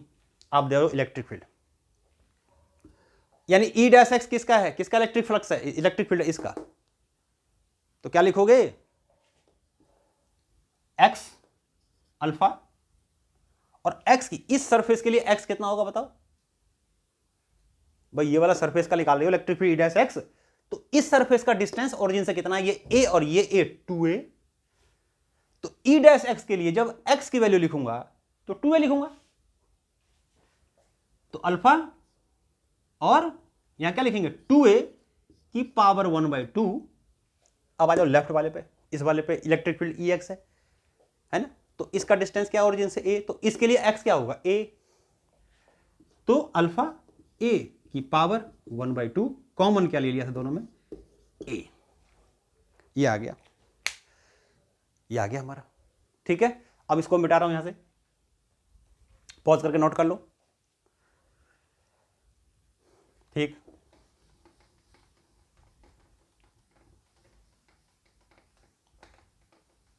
देखो अब क्या करोगे, देखो दोनों में कॉमन क्या आ सकता है, एक तो आ जाएगा कॉमन अल्फा और एक कॉमन आ जाएगा ए, और ए की पावर 1/2 कॉमन आ जाएगा।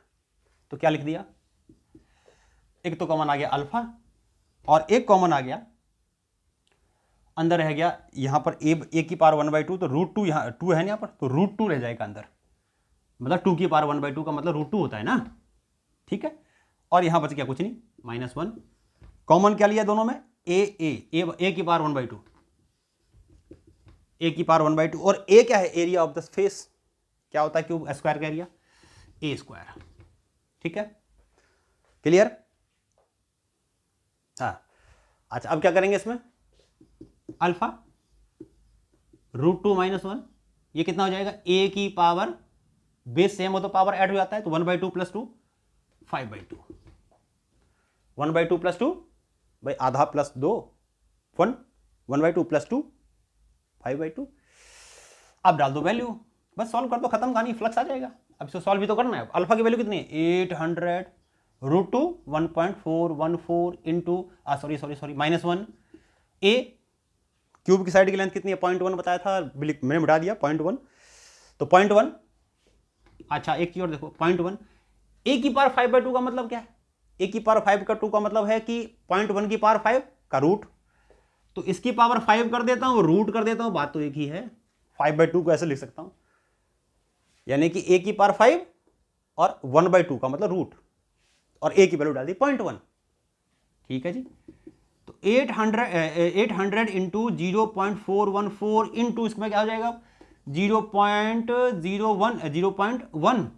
और 0.1 रूट के अंदर रह गया 0.1, सॉल्व करते हैं तो ये हो जाएगा 8, इसको जब इसमें मल्टीप्लाई करोगे दोनों में तो 8 आ जाएगा, 8 इंटू 0.414 इंटू, और इसको लिख सकते हैं 0.1 को 1/10, तो ये जाएगा 1/√10, 0.1 का मतलब 1/10, तो 1 का रूट तो 1 ही ना, तो नीचे रूट आ जाएगा ना। तो अब इसको मल्टीप्लाई कर दो और आंसर निकाल दो, खत्म कहानी। मैं इतना ही करके छोड़ रहा हूं क्योंकि अब यहां मल्टीप्लाई करना है बस। तो पॉज करके नोट करो, कहां लिखूं इसका आंसर, इसका आंसर लिखूं मैं यहां लिखता हूं answer. Ultimate answer is this, 5 = चलो इसको मल्टीप्लाई कर देता हूं, 1 ये, तो ये आ गया लगभग कितना आ गया, ये आ जाएगा 3/√10, ये आ गया हमारा इलेक्ट्रिक फ्लक्स। किसमें आ गए, यूनिट क्या होगा इलेक्ट्रिक फ्लक्स का, न्यूटन पर कूलम मीटर स्क्वायर, क्या होगा इसका यूनिट, न्यूटन पर कूलम मीटर स्क्वायर। तो ये इलेक्ट्रिक फ्लक्स आ गया क्लोज्ड सरफेस का, यानी इस क्यूब का इलेक्ट्रिक फ्लक्स निकल गया। पॉज करके नोट करो, this is the electric flux of the close surface. तो ये हमने क्लोज सरफेस का इलेक्ट्रिक फ्लक्स निकाल दिया। ठीक है, this is the electric flux of the close surface, ये आ गया इलेक्ट्रिक फ्लक्स क्लोज सरफेस का। अब एक और चीज मैं पूछा था हमसे कि what is the charge enclosed, what is the charge enclose, ये बताओ इस क्यूब के अंदर कितना चार्ज बंद होगा, ये बताओ इस क्यूब के अंदर कितना चार्ज बंद होगा। कितना चार्ज बंद होगा इस क्यूब के अंदर? इस क्यूब के अंदर चार्ज बंद होगा फाई इक्वल टू क्या होता है, क्यू बाई एप्सिलॉन नॉट। तो यहां से क्यू निकालोगे तो क्या लिखो, कभी भी चार्ज एनक्लोज निकालना है तो फ्लक्स निकालो और एप्सिलॉन नॉट से मल्टीप्लाई कर दो। तो एप्सिलॉन नॉट कितना है, एक है 3.312 डिवाइडेड बाय √10 और इनटू एप्सिलॉन नॉट 8.85 इनटू 10⁻12, ये आ गया कूलम्ब में आ गया चार्ज। मल्टीप्लाई कर दो, आंसर निकाल दो, this is the charge enclosed. Clear? तो ये हमने ये क्वेश्चन किया जिसमें हमने एनसीईआरटी का क्वेश्चन है, ये एग्जांपल है, बड़ा अच्छा क्वेश्चन है, इसको दोबारा से करना है, अच्छे से करना है। इसी तरह के अलग अलग तरह के क्वेश्चंस आएंगे तो क्या चेंज आएगा पता है भाई, इलेक्ट्रिक फील्ड की इक्वेशन अलग हो सकती है। जो इलेक्ट्रिक फील्ड है यहां पर इक्वेशन कुछ है, वहां कुछ और हो सकती है ना। तो अलग अलग सिचुएशंस में इसको अलग अलग तरह की इलेक्ट्रिक फील्ड की इक्वेशंस लेकर के हम इसको कर सकते हैं। ठीक है, अब इसमें एक चीज देखो कि यहां जो इलेक्ट्रिक फील्ड था वो था नॉन यूनिफॉर्म। कैसा था? नॉन यूनिफॉर्म, क्योंकि एक्स पे डिपेंड करता था।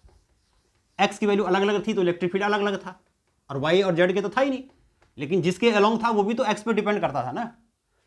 अगर मान लो इलेक्ट्रिक फील्ड एक्स पे डिपेंड ना करता है, कांस्टेंट होता, मान लिया कि इलेक्ट्रिक फील्ड यह दिया रहता है खाली 800, बस 800 इलेक्ट्रिक फील्ड दिया होता न्यूटन पर कूलम, मान लो ये इलेक्ट्रिक फील्ड दिया रहता, कहता है कि फ्लक्स निकालो, और एक्स की तरफ होता और वाई जेड मान लो 0 होता, तो क्या होता, जितना फ्लक्स इसका होता जितना इलेक्ट्रिक फील्ड यहां होता उतना यहां होता। यहां भी जो टोटल फ्लक्स निकालते, नोट करके लिख लो उसको, नोट करके मैं क्या बता रहा हूं, in uniform electric field, in uniform electric field. अगर इलेक्ट्रिक फील्ड कैसा होगा, यूनिफॉर्म होगा, तो यूनिफॉर्म होगा तो क्या होगा, जितना होगा राइट का उतना होगा फ्लक्स, जितना फ्लक्स जो टोटल निकालोगे वो phi right plus phi left, वही सेम चीज जैसे या phi left plus phi right. अब इस केस में कितना होगा, जितना फ्लक्स होगा, ये टोटल फ्लक्स आ रहा है, जितना फ्लक्स होगा फाई राइट का उतना ही फ्लक्स होगा, और माइनस में होगा फाई लेफ्ट का। यहां अलग अलग क्यों है, क्योंकि इलेक्ट्रिक फील्ड अलग अलग है भाई, यहां अलग है, यहां अलग, क्योंकि एक्स पे डिपेंड कर, एक्स पे डिपेंड नहीं करता, सब जगह फ्लक्स सेम होता, इलेक्ट्रिक फील्ड सेम होता, तो जितना फ्लक्स होता राइट का उतना होता लेफ्ट का, टोटल फ्लक्स विल बी 0। तो याद कर लो, किसी भी एनक्लोज्ड सरफेस को, चाहे स्क्वायर हो, चाहे क्यूब हो, चाहे स्फीयर हो, चाहे कुछ भी हो, किसी भी चीज को नोट करके याद कर लो, when an enclosed surface is kept in uniform electric field, kept in uniform electric field, when an enclosed surface is kept in uniform electric field, the total electric flux is always 0। जो total electric flux होगा ये हमेशा 0 होगा। ठीक है, तो total 0 कब नहीं होगा, जब नॉन यूनिफॉर्म है, लेकिन किसी भी क्लोज सरफेस को, किसी भी शेप का हो, चाहे स्क्वायर हो, चाहे स्क्वायर तो हो नहीं सकता, क्यूब हो, एनी रेगुलर शेप, कोई भी रेगुलर शेप का हो, जब यूनिफॉर्म इलेक्ट्रिक फील्ड के अंदर डालोगे, जितना इनवर्ट फ्लक्स होगा उतना आउटवर्ड होगा, total flux will be 0। Clear? अब आगे एक और बहुत इंपॉर्टेंट क्वेश्चन करते हैं, चलो क्वेश्चन नंबर 8।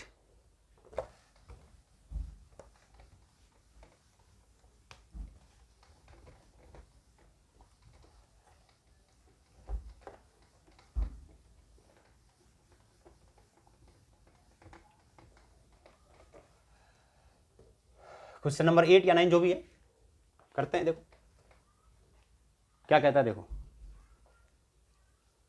कह रहा है कि अ चार्ज, ये क्वेश्चन को मैं यहां से हटा दूंगा लिख करके, तो नोट कर लेना इसको। अ चार्ज क्यू मतलब पॉइंट चार्ज है, is kept number 1 at the, नहीं व्हाट इज द, ऐसे नहीं, देखो इसको लिखते हैं ऐसे, व्हाट इज द, इस क्वेश्चन को ऐसे लिखते हैं कि what is the electric flux, what is the electric flux of a cube, what is the electric flux of a cube if a point charge, if a point charge q is placed is placed, कहां placed, number 1 at the centre. What is the electric flux of a cube. अच्छा, दो चीज निकालनी है. What is the electric flux of the cube and what is electric flux of a cube and electric flux of one face of the cube, यानी electric flux निकालो total cube का और एक फेस का निकालो. अलग अलग सिचुएशन. नंबर 1 कौन situation, when number 1 charge placed at the center of cube, charge placed at the center of cube. Number 2 charge placed at corner of the cube. Number 3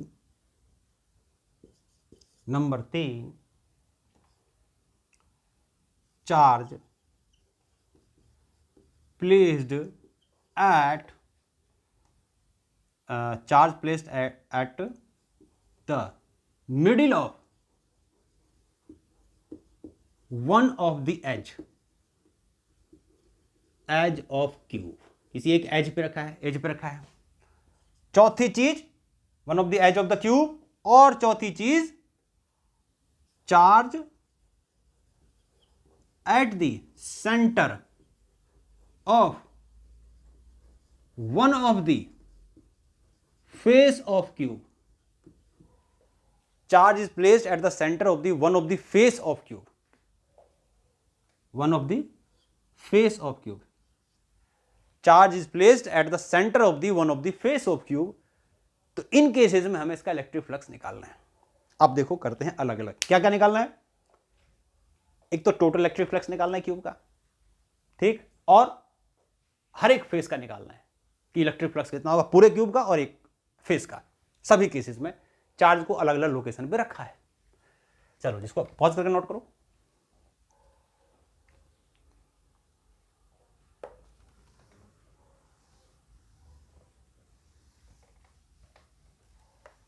question भी हटा रहा हूं मैं. हाँ जी. तो सबसे पहले क्या करते हैं, देखो हमने क्या करा, पहला केस रखा कि चार्ज लिया, एक क्यूब लिया, मान लो क्यूब है, क्यूब, और क्यूब को हमने कहां डाल दिया, चार्ज को हमने कहां डाल दिया, क्यूब के सेंटर पे. मान लेते हैं क्यूब की साइड की length A.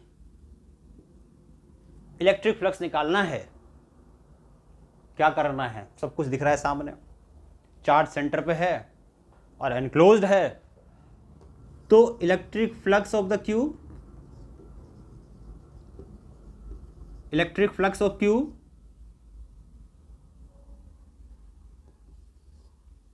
Equals to Q by epsilon naught. जो चार्ज एनक्लोज है एप्सिलॉन नॉट से डिवाइड कर दो, कहानी खत्म. और क्या करना है तुम्हें. दूसरी चीज, electric flux of one of the face of cube, एक फेस का फ्लक्स निकालो. अब एक चीज देखो, अब यहां पर ऐसा इमेजिन क्या करो, चार्ज की जगह बल्ब लगा दिया, बल्ब बिल्कुल सेंटर पे है, यानी कि इसमें 6 फेसेस हैं क्यूब के अंदर. 6 फेस, 1 2 3 4, 2 ऊपर, 2 साइड में, 2 आगे पीछे, 6 फेस हो गए. तो चार्ज अगर बल्ब इसके सेंटर पे है, तो जब बल्ब इसके सेंटर पे है तो सभी पे रोशनी बराबर पड़ेगी. रोशनी मतलब इलेक्ट्रिक फील्ड है, तो सभी पे इलेक्ट्रिक फील्ड बराबर पड़ेगी. तो ये जो टोटल फ्लक्स आया वो 6 का मिला करके आया, और 6 का बराबर, तो 1 का कितना, 1/6 है.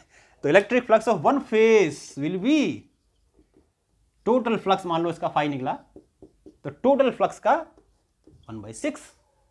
तो एक फेस का कितना आया फिर, Q/6 epsilon not. This is electric flux of the one face of the cube.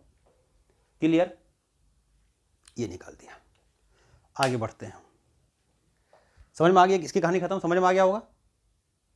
Charge इसमें कुछ करना ही नहीं था, चार्ज एनक्लोज दो दे रखा सीधा, तो क्यू बाय एब्सोल्यूट नोट कर दिया, टोटल फ्लक्स आ गया। उसके बाद हमने देखा कि ये जो फ्लक्स है वो 6 हिस्सों में जो बना है, 6 में इक्वली डिस्ट्रीब्यूटेड। इमेजिन कर लो कि चार्ज की जगह बल्ब डाल दिया तो बल्ब से लाइट क्या करेगी, सब 6 पे बराबर बराबर पड़ेगी, क्योंकि बराबर दूरी पर है सबसे। तो एक का फ्लक्स निकालोगे तो 1/6 हो जाएगा, क्योंकि 6 होगा मिलाकर के, क्यू बाय एब्सोल्यूट नोट है। क्लियर। आगे बढ़ते हैं, दूसरा केस, केस सेकेंड। अब चार्ज को यहां से हटा के कहां डाल देते हैं। अब ये देखो यहां पर पेच फंसेगा, पेच ऐसे फंसेगा कि यहां डाल दिया। अब क्यों, अब क्या ये चार्ज एनक्लोज है, क्या ये चार्ज बंद है, कहां बंद है, गॉस थ्योरम लगेगा, नहीं लगेगा, बंद तो है ही नहीं। तो क्या करना पड़ेगा, गॉस थ्योरम तभी लगेगा जब इसको बंद करोगे। तो मैंने कहा था वो तो बंद करना अपने हाथ में, इमेजिन करो मैंने बंद कर दिया। अब बंद जब करोगे तो कैसे बंद करोगे, स्फीयर था तो स्फीयर से बंद कर दिया, यहां पर क्या स्फीयर है क्या, कैसे बंद करोगे इसको। तो जैसा क्यूब दे रखा है ना वैसे क्यूब से इसको बंद करो, यानी कि ऐसे ही और क्यूब इसके आजू बाजू लगाओ। जैसा ये क्यूब है ना, उस चार्ज के आजू बाजू में ऐसे ही क्यूब लगाओ, ऊपर नीचे आजू बाजू कहीं भी लगाओ, चारों तरफ लगाओ। अब देखो कितने क्यूब तुम्हें चाहिए इसको बंद करने के लिए कि जिससे चार्ज बंद हो जाए और सेंटर पे आ जाए। इलेक्ट्रिक फ्लक्स निकाल दो, फिर लगा सकते हो। अब देखो इसको कैसे बंद किया। मान लो एक ऐसा ही क्यूब इसके यहां डाल दिया, यहां एक क्यूब डाल दिया, यानी पहले था, दूसरा क्यूब हो गया, मतलब ये यहां पहला तो है ही है, एक और क्यूब डाल दिया, 2 क्यूब हो गए ना। तो अब जो अभी जो क्यूब है वो एक एज पे है, लेकिन एक क्यूब और लगा देंगे साथ में, तो ये 2 क्यूब आ जाएगा और ये उसकी बाउंड्री पे आ जाएगा 2 क्यूब के। ठीक, उसके बाद क्या करा, तो 2 क्यूब हो गया आगे, उसके बाद 2 क्यूब उसके पीछे रख दो, यानी एक क्यूब तो यहां रख दिया, एक क्यूब ऐसा ही यहां रख दिया, ऐसा ही क्यूब यहां रख दिया, ये रख दिया, तो चार्ज यहां आ गया। अब अगर ऊपर से देखो, मान लो उसको ऊपर से टॉप व्यू दिखा रहा हूं तुम्हें, देखो ये टॉप व्यू दिखा रहा हूं, देखो ये, तो टॉप व्यू का ये होगा ना, ये सरफेस तुम्हें दिखाई देगा, ये और ये सरफेस दिखाई देगा। तो चार्ज अब कहां पर है, अब यहां पर है चार्ज। तो एक क्यूब ये, एक क्यूब ये, दूसरा यहां रख दिया था, यहां आ गया। अब एक और काम करता हूं, 2 क्यूब इसके पीछे रख देता हूं, तो टॉप से देखूंगा तो फिर ऐसा दिखाई देगा। 2 क्यूब इसके पीछे रख दिया तो ऐसा, अब चार्ज सेंटर पे आ जाएगा। यानी कि ऐसे हो गया कि 4 क्यूब, 1 2 3 4 चार्ज आ गया बीच में, लेकिन ऊपर से खाली है, नीचे से तो आ गया उससे कुछ ना कुछ, ऊपर से खाली है। अब क्या करो, जैसा नीचे वैसा ही ऊपर से एकदम बंद कर दो।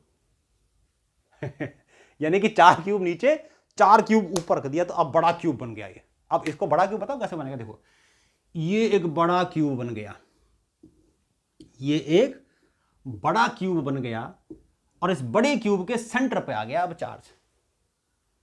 और इस बड़े क्यूब का पता है लेंथ कितना होगा, 2a। क्यों, देखो साइड 2a, ऊपर रखोगे तो भी 2a, तो लेंथ, हाइट और ब्रेथ पीछे रखोगे तो वो भी 2a, तो उसके साइड की लेंथ क्या होगी, 2a, और उसके बीच पे सेंटर पे आ जाएगा। अभी 4 नीचे 4 ऊपर, तो अब तो चार्ज सेंटर पे आ गया, अब तो चार्ज सेंटर पे आ गया। तो इसको बंद करने के लिए हमें कितना क्यूब चाहिए था, फिर 8, एक पहले से 7 और, इसकी 7, इसके 3 तो पड़ोस में, 4 तो ऐसा रख दिए, एक पहले से है, 3 और रख दिया, तो एक सरफेस पे आ गया, उसके ऊपर वैसा ही डाल दिया 4, तो बंद हो गया।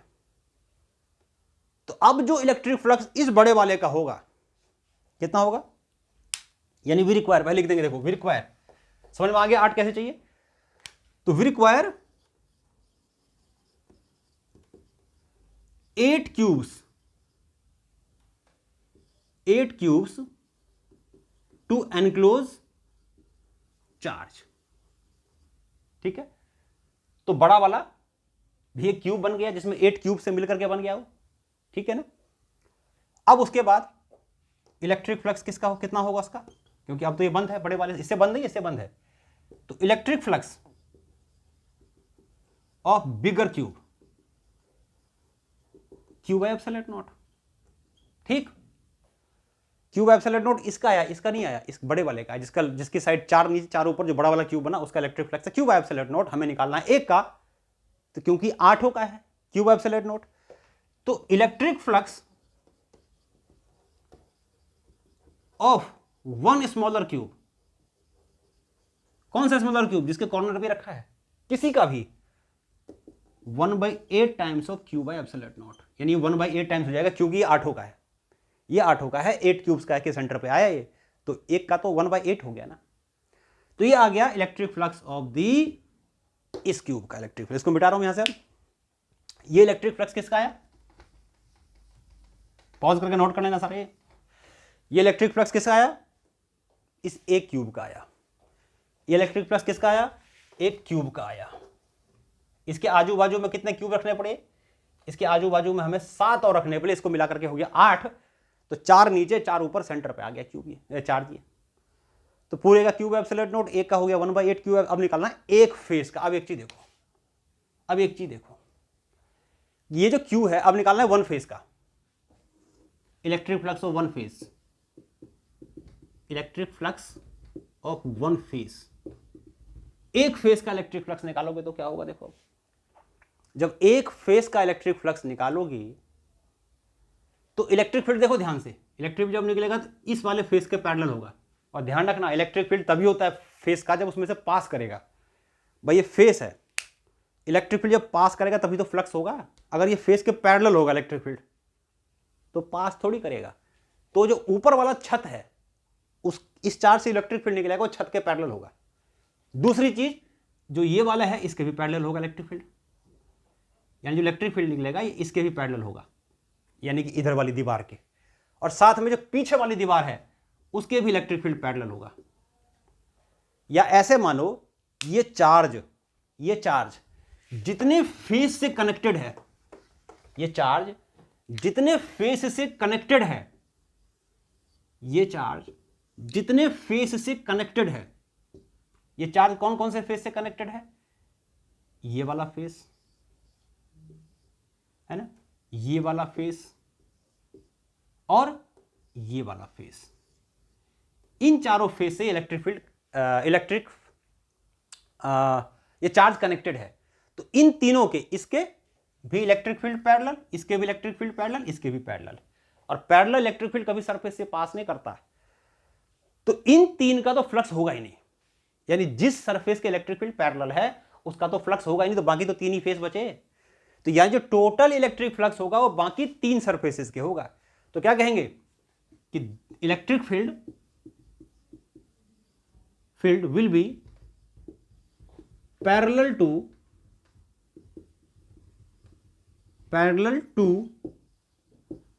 द surfaces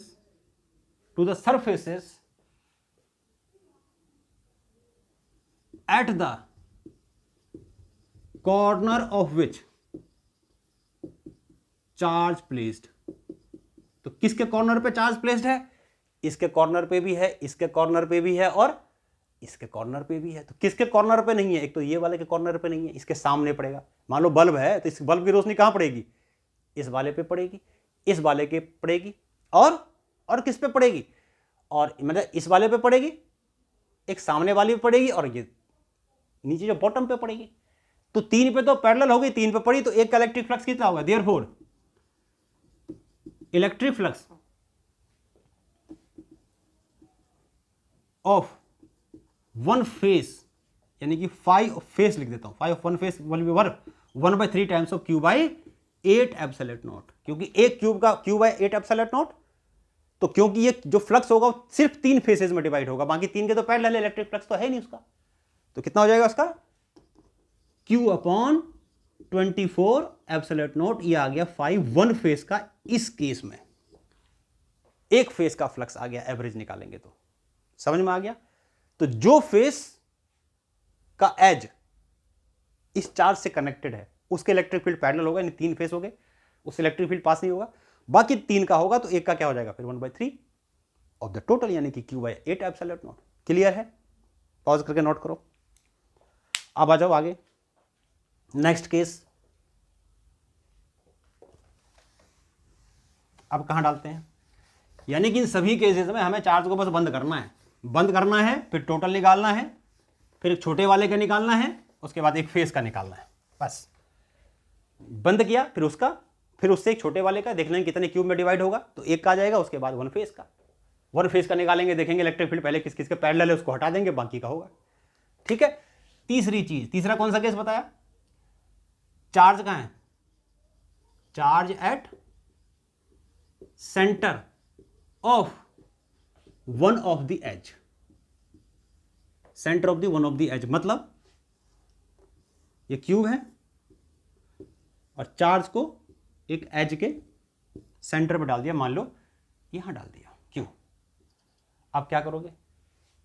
अब इस चार्ज को बंद करने के लिए क्या करना पड़ेगा? एक क्यूब यहां लगाना पड़ेगा। देखो ये लगा दिया, ये लगा दिया। अब बंद हो गया क्या? नहीं, छत पे आ गया, दो क्यूब के छत पे आ गया। अब जैसा दो नीचे है वैसा ही ऊपर, वैसा ही दो ऊपर लाके पटक दिया। जैसा दो नीचे है वैसा ही दो ऊपर से ढक दो। तो कितने चाहिए? वी नीड टोटल 4 क्यूब्स, एक, दो, एक ऊपर, 3 और एक यहां 4। बना लेना डायग्राम, अपने आप बनेगा। एक ऊपर ऐसे और एक ऐसे यहां, आ गया। तो 4 हो गए, 4 क्यूब बन गए, दो ऊपर दो नीचे, दो ऊपर, इसके सेंटर पर आ गया, बीचों बीच में आ गया ये। तो we need total 4 cubes to enclose charge. तो electric flux of all 4 cubes, सभी 4 क्यूब्स का इलेक्ट्रिक फ्लक्स कितना होगा? Q by epsilon naught. ये आ गया, ठीक है। अब देखो, अब क्योंकि ये 4 का है तो हमें तो चाहिए 1 का। अब इसको हटा रहा हूं मैं, हमें तो चाहिए 1 का, हमें 4 का थोड़ी चाहिए, हमें तो 1 का चाहिए ना। तो हमने तो यहां पर क्या करा था? अपने क्वेश्चन को सॉल्व करने के लिए एक रास्ता अपनाया था, बंद किया था हमने कि गॉस थ्योरम बंद चार्ज के लिए होता है। तो 4 क्यूब का इलेक्ट्रिक फ्लक्स हो गया इसमें। इस केस में अगर ऐसा क्वेश्चन आया तो 4 केस का इलेक्ट्रिक फ्लक्स आया क्यूब का, क्यूब एप्सिलॉन नॉट। तो 1 का कितना होगा? यहां लिखता हूं। तो इलेक्ट्रिक फ्लक्स ऑफ 1 क्यूब कितना? 5 मान लेते हैं। ये हो गया 1/4 times of cube by epsilon not. इसका 1/4 हो जाएगा क्योंकि 4 क्यूब में से 1 का होगा ये, ठीक है। अब आते हैं वन फेज का। अब देखो इसमें वन फेज का, वन फेज के लिए वही चीज याद रखेंगे कि देखेंगे ये एज किस सरफेस से कनेक्टेड है, जिससे कनेक्टेड है उसके पैरेलल होगा। इलेक्ट्रिक फील्ड अगर ध्यान से देखोगे तो ऐसे देखो, ऐसे, यानी इलेक्ट्रिक फील्ड इस छत के पैरेलल होगा और साथ में ऑल्सो इलेक्ट्रिक फील्ड इसके भी पैरेलल होगा, है ना। यानी कि बल्ब है तो बल्ब की लाइट कहां पड़ेगी? सामने वाली दीवार पे, इस वाली दीवार पे, पीछे वाली दीवार पे, छत पे, यानी दो के इलेक्ट्रिक फील्ड पैरेलल होगा। तो जब वन फेज का निकालेंगे तो क्या होगा? तो बोलेंगे electric field will be parallel to two surfaces, therefore the electric flux will be only due to 4 surfaces. यहां लिखते हैं आगे, therefore electric flux will be due to remaining 4 faces. पूरे क्यूब का फ्लक्स इतना, ये 4 फेस में डिवाइड हुआ तो एक का कितना? तो फ्लक्स ऑफ ईच फेस आ गया फिर कितना? 1/4 times of Q by 4 epsilon not. यानी ये कितना आ गया? ये आ गया हमारा 1/16 times of Q by epsilon not. यानी कि एक क्यूब का इलेक्ट्रिक फ्लक्स हो गया, एक क्यूब का इलेक्ट्रिक फ्लक्स हो गया 1/4 क्यू बाई एप्सिलॉन नॉट, ठीक है। तो ये फ्लक्स 4 फेसेस में डिवाइड होगा क्योंकि दो के ये पैरेलल होगा। तो कितना आ गया फिर ये? 1/16, ठीक है। हाँ 4 के, ठीक है। तो ये आ गया। आगे बढ़ते हैं अब नेक्स्ट और लास्ट। अब कहां रख दिया हमने क्यूब को? चार्ज को रख देते हैं अब एक फेस के सेंटर पे। फोर्थ टाइप क्या है? Charge eight the centre of, charge at the centre of one face of cube. Charge को एक क्यूब के फेस के सेंटर पे डाल दिया। तो ये मान लो मैंने क्यूब ले लिया, ये मैंने क्यूब ले लिया। अब चार्ज को यहां डाल दिया, क्यू। अब इसको बंद करना है। तो जब इसको बंद करोगे तो इसके पड़ोस में एक और क्यूब रख दो, उसके बगल में, बस बंद हो गया। अब इसको बंद करने के लिए ज्यादा झंझट नहीं है। इसको बंद करने के लिए तो सिर्फ क्या करना पड़ेगा, एक और चार्ज डालना पड़ेगा इसके, एक और फेस डालना पड़ेगा इसके बगल में, एक और क्यूब डालना पड़ेगा, सॉरी एक और क्यूब डालना पड़ेगा इसके बगल में। बंद हो गया ये, है ना। तो वी रिक्वायर 2 क्यूब्स, एक तो पहले एक और 2 क्यूब्स टू एनक्लोज चार्ज। तो इलेक्ट्रिक फ्लक्स कितना होगा, तो टोटल इलेक्ट्रिक फ्लक्स कितना हो जाएगा, equals to Q by epsilon naught. अब ये 2 क्यूब में बटेगा बराबर बराबर, 2 क्यूब में बटेगा बराबर बराबर। तो क्या लिखेंगे कि electric flux of 1 cube, smaller cube, एक छोटे क्यूब का इलेक्ट्रिक फ्लक्स कितना होगा, electric flux of 1 smaller cube, that will be 5, और ये हो जाएगा हमारा 1/2 of Q times Q by epsilon not. 2 हिस्सों में बट गया, ये बराबर बराबर बट गया। अब देखो, अब इसको मैं जो बट गया तो एक क्यूब का मैंने फ्लक्स निकाल दिया, हमें एक का ही निकालना था, अब एक फेस का निकालना है, निकाल देते हैं। तो ये तो हमारा टेम्परेरी अरेंजमेंट होता है कि हमें इसको ढकना है, ढक दिया, काम खत्म, हटा दो। अब देखो, अब अगर तुम ध्यान से देखोगे तो इलेक्ट्रिक फ्लक्स खाली एक ही फेस से, जो चार्ज है वो एक ही फेस से कनेक्टेड है इसमें, तो इलेक्ट्रिक फील्ड खाली इस वाले फेस के पैरेलल होगा। बाकी अगर ये बल्ब है तो बाकी इसकी लाइट सभी फेस पे पड़ेगी, इस पे नहीं पड़ेगी जिस पे बल्ब लगा हुआ है ना। तो 5 फेस बच गया। तो क्या बोलेंगे, electric field will be parallel to only one face of cube। Electric field जो होगा खाली एक फेस के पैरेलल होगा, therefore total electric flux will equally divide in remaining